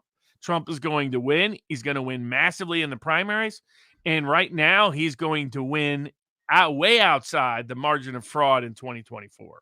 That's for the doomers out there. I've always told you all, and I've always believed that the best way to combat any, if you think that they're filling in ballots, whatever it may be, the best way to combat that is to massively increase your participation. So they want you, and it's one thing Matt Braynard said right up front, and he's always been right about. Though, I can't say about everything, but he's always been right about this. They want you, nothing more that they would want is for you to believe that it's not possible, that the game is rigged, that there's massive amounts of fraud, because they want you depressed. If you stay home, then they can grab your ballot. I mean, that's just what, come on, you're being stupid here. That's the way they see it. It's one of my favorite quotes. The greatest trick the devil ever pulled is convincing people he does not exist. Does not exist. The greatest trick the system ever pulled is convincing you that you cannot resist. Yeah. And that is a trap. And that's why they're so desperate. I mean, the DeSantis crazy camp that's like, they're indicting Trump as a super secret plan to derail DeSantis because they're super secret scared of DeSantis. That's why they're sitting on all the DeSantis scandal stories. I don't think so. Right. No, it's because they see these same things. They know that Trump poses a unique risk, not only because of the disabled and the dropout vote. You can find, you're one of the only people doing any crosstabs on this. We are unemployed, not looking for work, disabled. That's where early on you were seeing massive gaps. I don't know why that is, man. I don't know why. It's because the dropout voter group is a group that pollsters. No, I mean, I don't know why nobody can. Yeah. Oh, go ahead. You are explaining. Yeah. Okay. They've never come to. I mean, like they're ignoring it now. Like they keep talking about the unemployment rate. Well, it's like the labor force participation rate still hasn't recovered from 2006. Yeah. I mean, we're still 5, 6, 7% and it's increasing with each working class generation. The number of people who sometimes never get a job. I mean, but are quickly going. They're unemployed and they're no longer looking for work. They sometimes take disability checks. They just dropped out. And then they just drop out of the economy. They dropped out of society. They make money under the table. They do what they can different places. Trump got them to come back out, to get them to believe again. And then they don't come back out whenever Trump's not on the ticket. So that's group one that only Trump can win, and Democrats know it. The second group that Trump wins is that Tea Party, MAGA populist base of the Republican Party that's given up on the party. It's not a majority of that vote, but it's a big enough portion to matter in an election. And now is this third massive group, which is working class millennials that completely distrust the Republican Party, but have completely soured on Biden. Biden is persona non grata for them. But the only alternative they're willing to consider to vote for is Trump. They'd rather not vote than vote for a generic Republican. Right. And there's a lot of people who don't. That's who I was speaking to before. And then people say, I don't know how that is. Right? Well, then the hell with them. And well, okay, they've said the hell with you for years. That's what you're not getting. And we forgot one poll actually, which is a good poll. It's never been a great poll for Donald Trump. That's Echelon Insights. But they do, they're one that I do follow because I think they do good work. But 18 to 29-year-old, if we look at some of the younger vote, they're going for Biden against DeSantis 56 to 30. But against Trump, Biden only gets 53, and Trump is doing 10 points better than DeSantis. So we're talking about a 13-point net shift among just that group. But it doesn't cost, and then you add that with the non-white support that he's getting, and it doesn't, and this mirrored a lot of what I saw, which is why it caught my eye. It doesn't cost Trump white support to get these other non-white voters that no other Republican can get. So actually, Trump was doing a little bit better than DeSantis among the white vote, and he was carrying it 51 to 38 over Biden, but he gets 16% of the black vote. DeSantis only gets about 10. I think it was 10 or 12. And Hispanic voters go for Biden over DeSantis 50 to 35, which is a very normal Republican share of the vote for Hispanics, but they actually go for Trump 46-44. Yeah, I mean, even if they're it's wrong, folks, these they're not working wrong about. class, Yeah. it's these working class Mexican, and the other impressive thing is a lot of them are women. I mean, that's what a Yeah. lot of these polls are Yes. also showing. It's a lot of, and what is it? People Yes. are like, I had no problem, taking care of what I needed to take care of. I mean, here's the reality: if you're a working class African American, Mexican American millennial, 30, 35 years old, the Joe Biden economy is the OnlyFans economy. Unless you're on OnlyFans, you can't get by. And that may be good for Joe and Hunter. It's not good for anybody else. OnlyFans, but no, I mean that's a very legitimate characterization. It really is. And again, by the way, somebody had sent me. I did see you had brought up Cerna before. I'm a little bit late on some of these comments, but yeah, he just wrote just the other day. I was wrong, tweeting himself saying that Trump has no chance, and it was Cernovich was reacting to the result of the midterm election. And in 22, and he just said, now that this has happened, I'm looking at this, and then there's no chance that that Trump can win in 24. And he just quote tweeted himself and just simply wrote, I was wrong, because things change. You and can anyone see who's, it like everyone else. You can see that Trump is surging, and it's a new Trump, and it's a new definition of Trump by the voter groups that matter. Yep. And that DeSantis is DOA, and that DeSantis has so many weak DeSimps. I mean, he's got smarter supporters. I mean, Steve Deace is a smarter supporter, but he's wrong on core and analytical issues. Dave Rubin is one of his smarter supporters, but DeSantis has a large number of just idiots. A lot of the people in his camp. I mean, I had people criticize. I appeared on Dave Rubin, and somebody said, "Well, Barnes should apologize for supporting COVID lockdowns." It's like, what? Idiot? It's like, so that tells me there's a unbelievable number of DeSantis voters who pretend that they're motivated by DeSantis about lockdown issues, who clearly know nothing about what happened during the lockdown, which means they weren't big anti-lockdown people, because they would know I was one of the leaders against the lockdown. Dude, I don't remember anybody but you and I. You and Alex Jones. I mean, that was about it. That was it, bro. Nobody was out there. And these people are pretending things that are they're fictional. They're just fabricated. But the other group, the other candidate that can reach these working class millennials and needs to, in order to double his support to being a meaningful challenge to Biden, is Robert Francis Kennedy Jr. This is a group that really doesn't like Biden, is and has been voting Democratic for their whole generation, and is very open to Robert Kennedy Jr.'s message. The key is he needs to target it and tailor it and get it to them. Because if Robert Kennedy Jr. grows from 15, 20% support to 30, 35, 40% support and gets close in some of these key states to where it's a really contested convention, to where the superdelegates have to step in and steal it again for Biden, which is, sort of the ideal map of competitiveness for Kennedy. The number one group he needs to reach are these working class. It's a lot like his dad's 68 campaign. The key to his dad's 68 campaign was getting into the Mexican-American vote, getting into the African-American vote. Ted Kennedy never could get either one of those groups in 1980. And by contrast, and then also winning young people over. And I think that's where the next step, the next stage of Robert Kennedy Jr.'s potential success is getting into those voter groups, because that's the biggest group that right now is not backing his campaign, but also reports unfavorable ratings or skeptical views of Biden. Yeah, if I was Robert Kennedy Jr., or first of all, if I was Donald Trump, I would be boosting and saying very nice things about Robert Kennedy and Jr. Is. The other day said, nice guy, smart guy. Yep. Because what's the Trump map? The Trump path? Man. Robert Kennedy runs. Robert Kennedy does well. Robert Kennedy builds a populist message within the Democratic Party. The Democratic Party steals it from him, like they did. I mean, in more brutal ways, his dad and his uncle, but Uncle John. But like they did with Bernie Sanders, not once but twice, and that sets him up perfectly for Trump to welcome those voters in on the issues that he shares in common with Robert Kennedy's voter group. I'll tell you, Robert.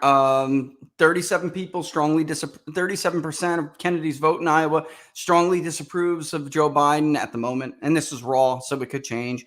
11.4% somewhat disapproves. Some of them still like Biden, but just think he's old and things are not going well and want to move on. But there is this deep, almost half of Robert Kennedy's Jr.'s vote that is this orphan Democrat that doesn't, and it's true that some of them they're registered or will be registered as Democrats by the time the caucus comes, but they consider themselves now independents or they're not.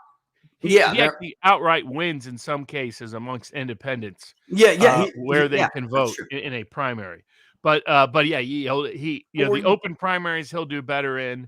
But to make deeper inroads, he needs to get. And this is also the group. Like what's fascinating is there's about a third of the Democratic Party that says we're voting for Joe Biden. Very favorable rating. They like him. Disproportionately, these are the older professional managerial class Democratic wing. Then there's the dissident members, as you mentioned, the orphan Democrats, as you call them, as Robert Kennedy calls them, that are increasingly getting into the Robert Kennedy camp. Older voters, working class voters, women voters, certain groups where the Kennedy name has particular allure, people that were dissidents on war, or dissidents on COVID, or dissidents on labor or other policies.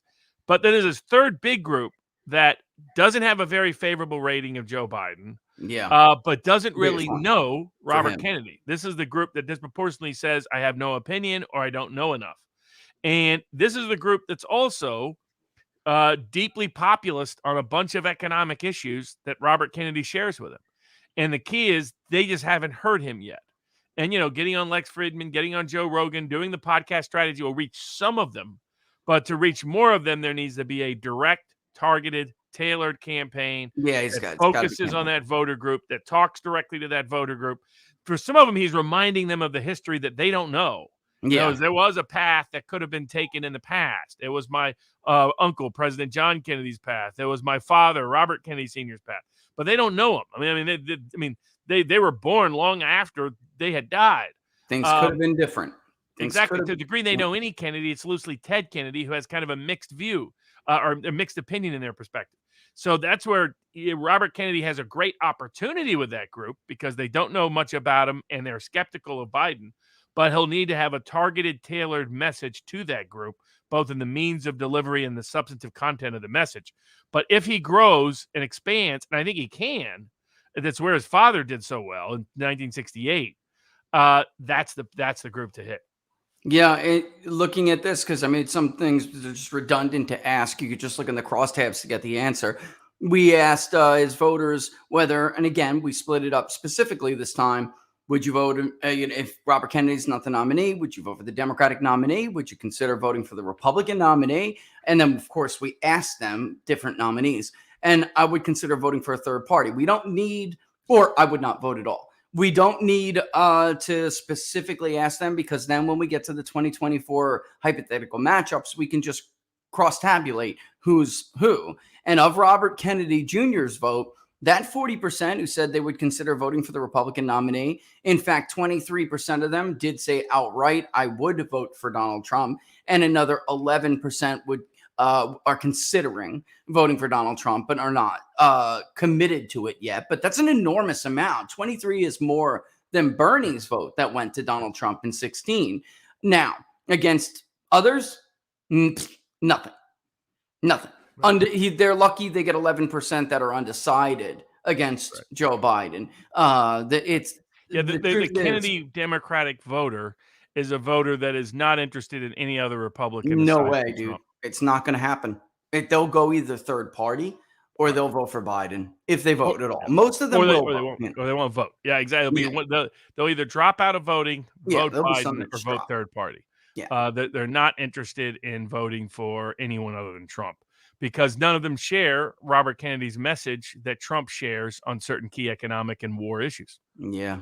And just the overall concept, like he really articulated beautifully on Tucker, that it's like, there's this like soft, cushy form of like socialism for the rich people at the top, but it's very isolated just for them, and then for everybody else, it's like this brutal form of fascism that they're trying to portray as like rugged individualism, capitalism, and it's not. I mean, it's very clearly, fascist in nature, because you have no one speaking for you, no one looking out for you. You do something wrong, the state doesn't want the private sector to do, then you're going to suffer from that, and that's more like fascism.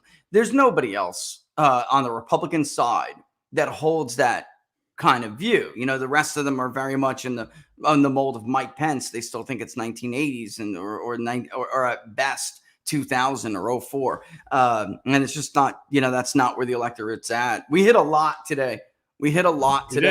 And again, I forgot to specifically do the sponsors. So let me just do a quick. Go ahead. And we'll wrap up after the sponsors with a few election betting tips. All right, cool. Then let's do that real quick. I did it I always do it, Laura wasn't here. Otherwise, she would have barked in my ear to do it, but I forgot again. So I'm going to remind now, and then we'll come back. We'll do some betting tips. All right. First of all, stay tuned, folks. Stay tuned. Look, they can't even count delegates, let alone run the power grid. It could be extremists targeting the power grid, like Time Magazine reported, or it could just weather, or just straight incompetence. That's why even though I have a generator, I still needed a solar generator, and so do you. If just 9 key substations went down, it would knock out power across the country for up to 18 months, and all of our lives would be frozen in time at the moment the power went out. Again, that's why you need a solar generator. The new Patriot Power Generator 2000X is portable, but it's powerful enough for your phones, medical devices, even your refrigerator. Right now, go to 4patriots.com and get one for 10% off. Use the promo code TPP10 at checkout. This code is for your first purchase only, so make it count. Again, that's 4patriots.com. Use the promo code TPP10. And Robert, you got to check out, I don't know if you've checked it out yet, but Jam and Bean, I'll tell you what, brother, these guys know how to make some coffee. I'll tell you that, man. They really do. I can't find a K-Cup anywhere that's like a medium roast in the middle of the day that I may want until, I found Jam and Bean. And these guys fought back against the COVID regime, but they're also, they're run by patriots, but they're also just like absolute artists in the art from coffee roasting.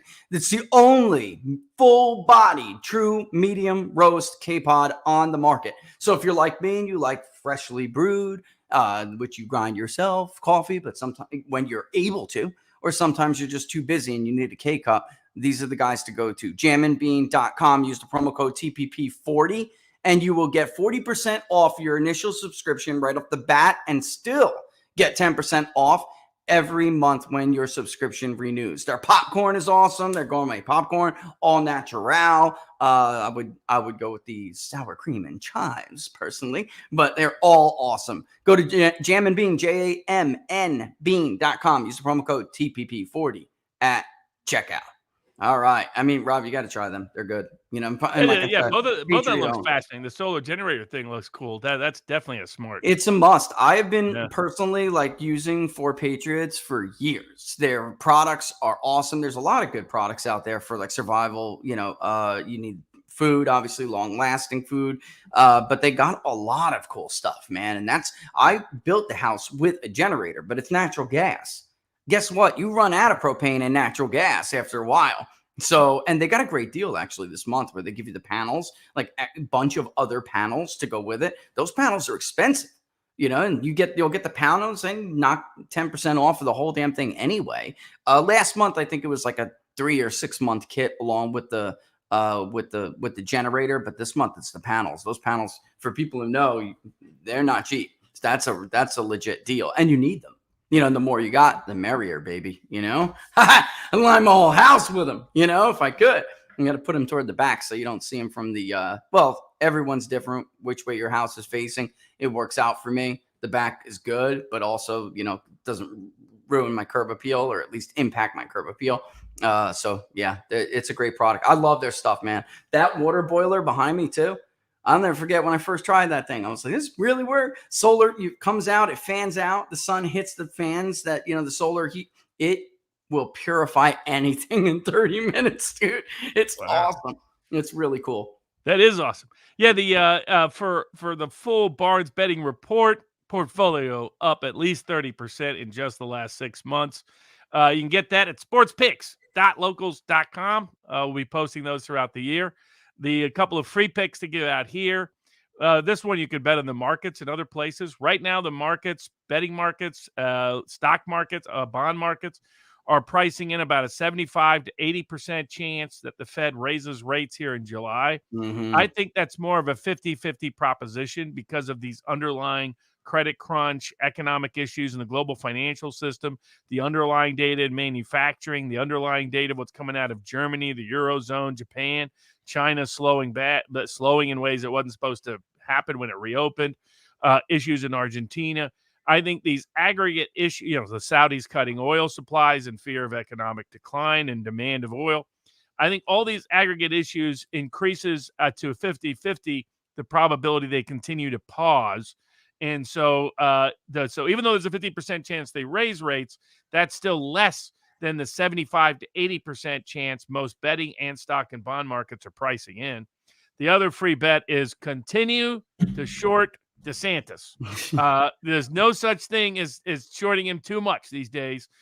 We've been shorting him now for 6 months, cashing in, doubling the money, tripling the money in some betting markets. Continue to short DeSantis as he continues to shrink in value in the betting markets. Robert, you think Ramaswamy, Cat Turd, I think, did his poll. I think it was Cat Turd. It's obviously just an online, unscientific poll, but it's still funny. And by the way, he's got his own trend. At one time, it was like 60-40, Trump DeSantis. Then it became like 65-70. Now it's like 80, DeSantis getting crushed. But they did a poll about whether or not who's going to end up in second place. And Vivek Ramaswamy beat Ron DeSantis. So even Fox put him in third, brother. So embarrassing for DeSantis's camp. Right now that is the way it's trending. Mike Pence going nowhere. Nope. Nikki Haley going nowhere. Tim Scott going nowhere. Whoever the North Dakota governor is, he's going nowhere. All these people are going nowhere at this point. I think that Vivek could definitely finish second, just staying in, not bashing Trump, but promoting his own ideas if DeSantis drops out. The question is, how much humiliation can DeSantis stand? Yeah. Because to me, it's clear arrogance is driving him, but that arrogance is rooted in the idea that sometime he'll surge. I don't think he will stay on the ballot in Florida if he gets crushed before Florida and he's losing badly in Florida. Isn't it really all about Iowa? Where's he going to go? Well, what that Jeb Bush? Didn't Jeb Bush drop out before Florida because he didn't want to suffer the humiliation in Florida? And Rubio hung around to get crushed in Florida and suffer the humiliation individually, and then was basically crying that night. He hadn't cried that much since he used to wear high heels. God! I think people don't know that. Yeah, I think DeSantis is definitely DOA from a betting perspective. Not yet willing to put much behind Vivek because he's such an unusual candidate, not someone that has a natural political base. He kind of reminds me of what's his name, that math nerd who ran on the Democratic side in 2020 that kind of peaked for a little while and then vanished. I can't remember though. I think Vivek's running a smart campaign and he has his own money that he can put behind it. So I could definitely see him ending up second. I was just more in a wait and see posture for that. That would mostly depend on DeSantis not hanging in there for a beating, which I do think he will drop out if he gets crushed. If he loses badly in Iowa, New Hampshire, Nevada, and South Carolina, I don't think he stays in for Super Tuesday. He can't. It's because his governorship would be damaged. It's already going to be damaged. He's going to go back to Florida, even if he bows out before Iowa, because I'll tell you right now, I'll tell you about a private conversation. Somebody reached out to me. I know it was on behalf of like either Cortez or somebody. And they started throwing these hypotheticals by me, right? And so you talk to people in the Trump campaign. Let me ask you a question. If theoretically DeSantis bows out before Iowa and then starts, what was the word they used? Very like enthusiastically.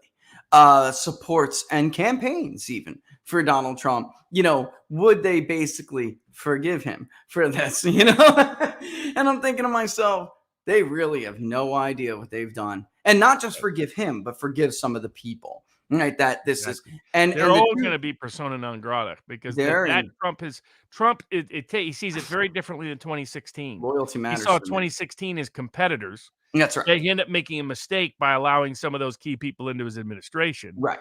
He at least partially recognizes that now.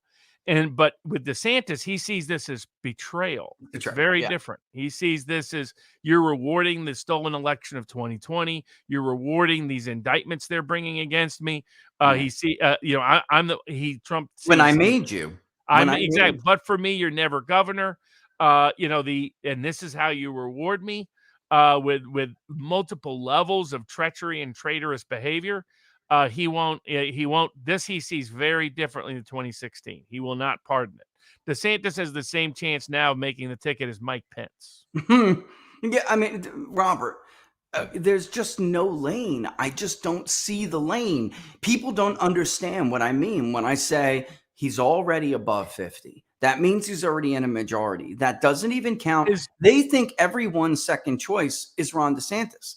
It's not. Right. And increasingly it won't be. That's the thing. Like DeSantis all pumped about these debates. He really shouldn't be. The debates are going to highlight his competitors, not him. Yeah. So it will not. The debates will not help DeSantis. Yeah. Anybody who watched DeSantis would kind of know that. But DeSantis has mostly benefited from being the most well-known default alternative. When they see a bunch of other alternatives, they're going to start to peel off. So he's going to start getting into the low, like 12, 13.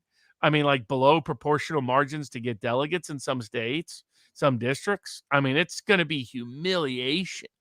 And I don't think someone with his personality, his ego, can handle that level of humiliation. This is a man who didn't think the vice presidency was good enough for him.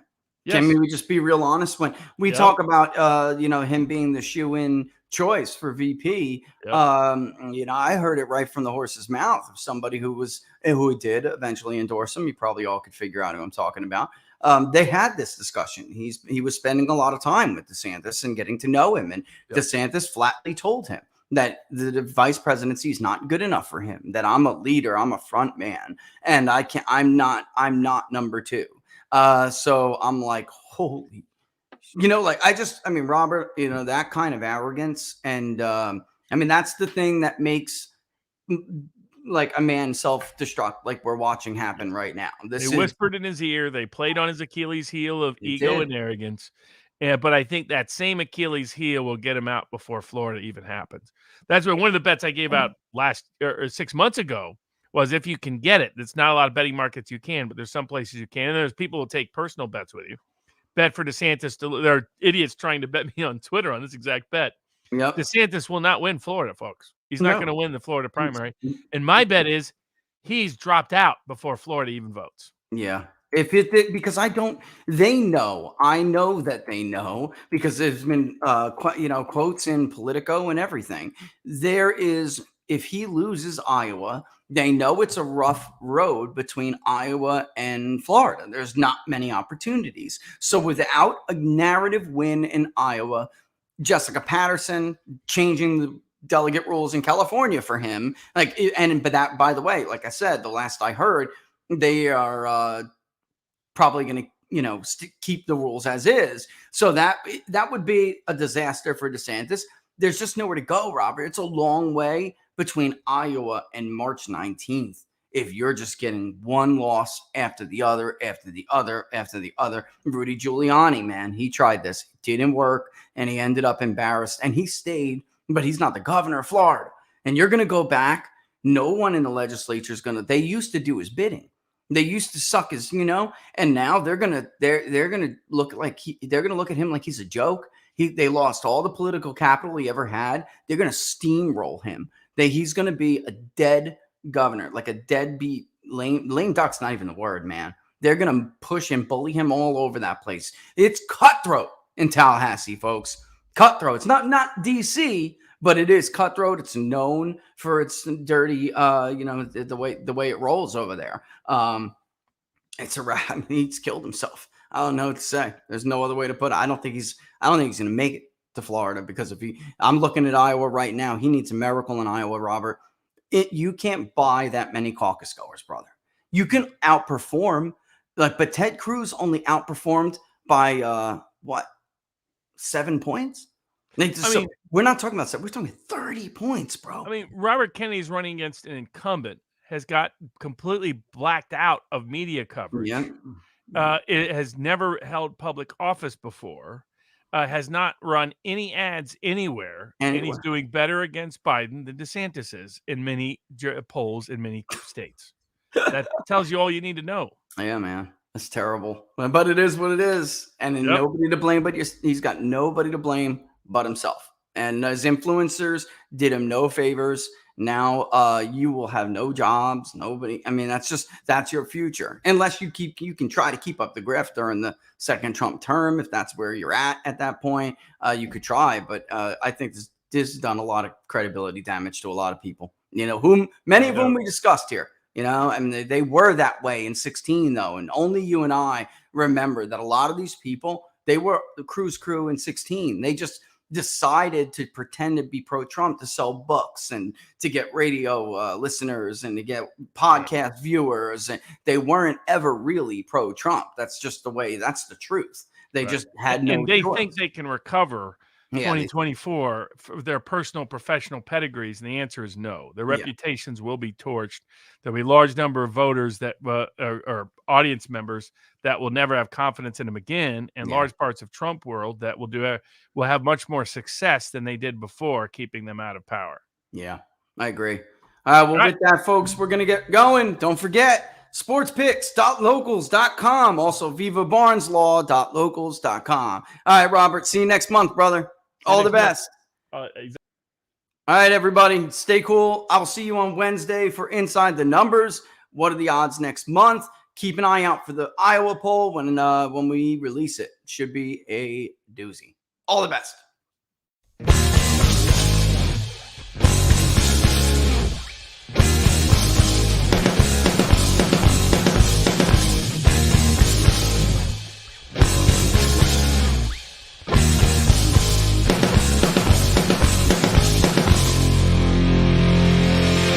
The lights that shine down over dotted lines of white across an open highway.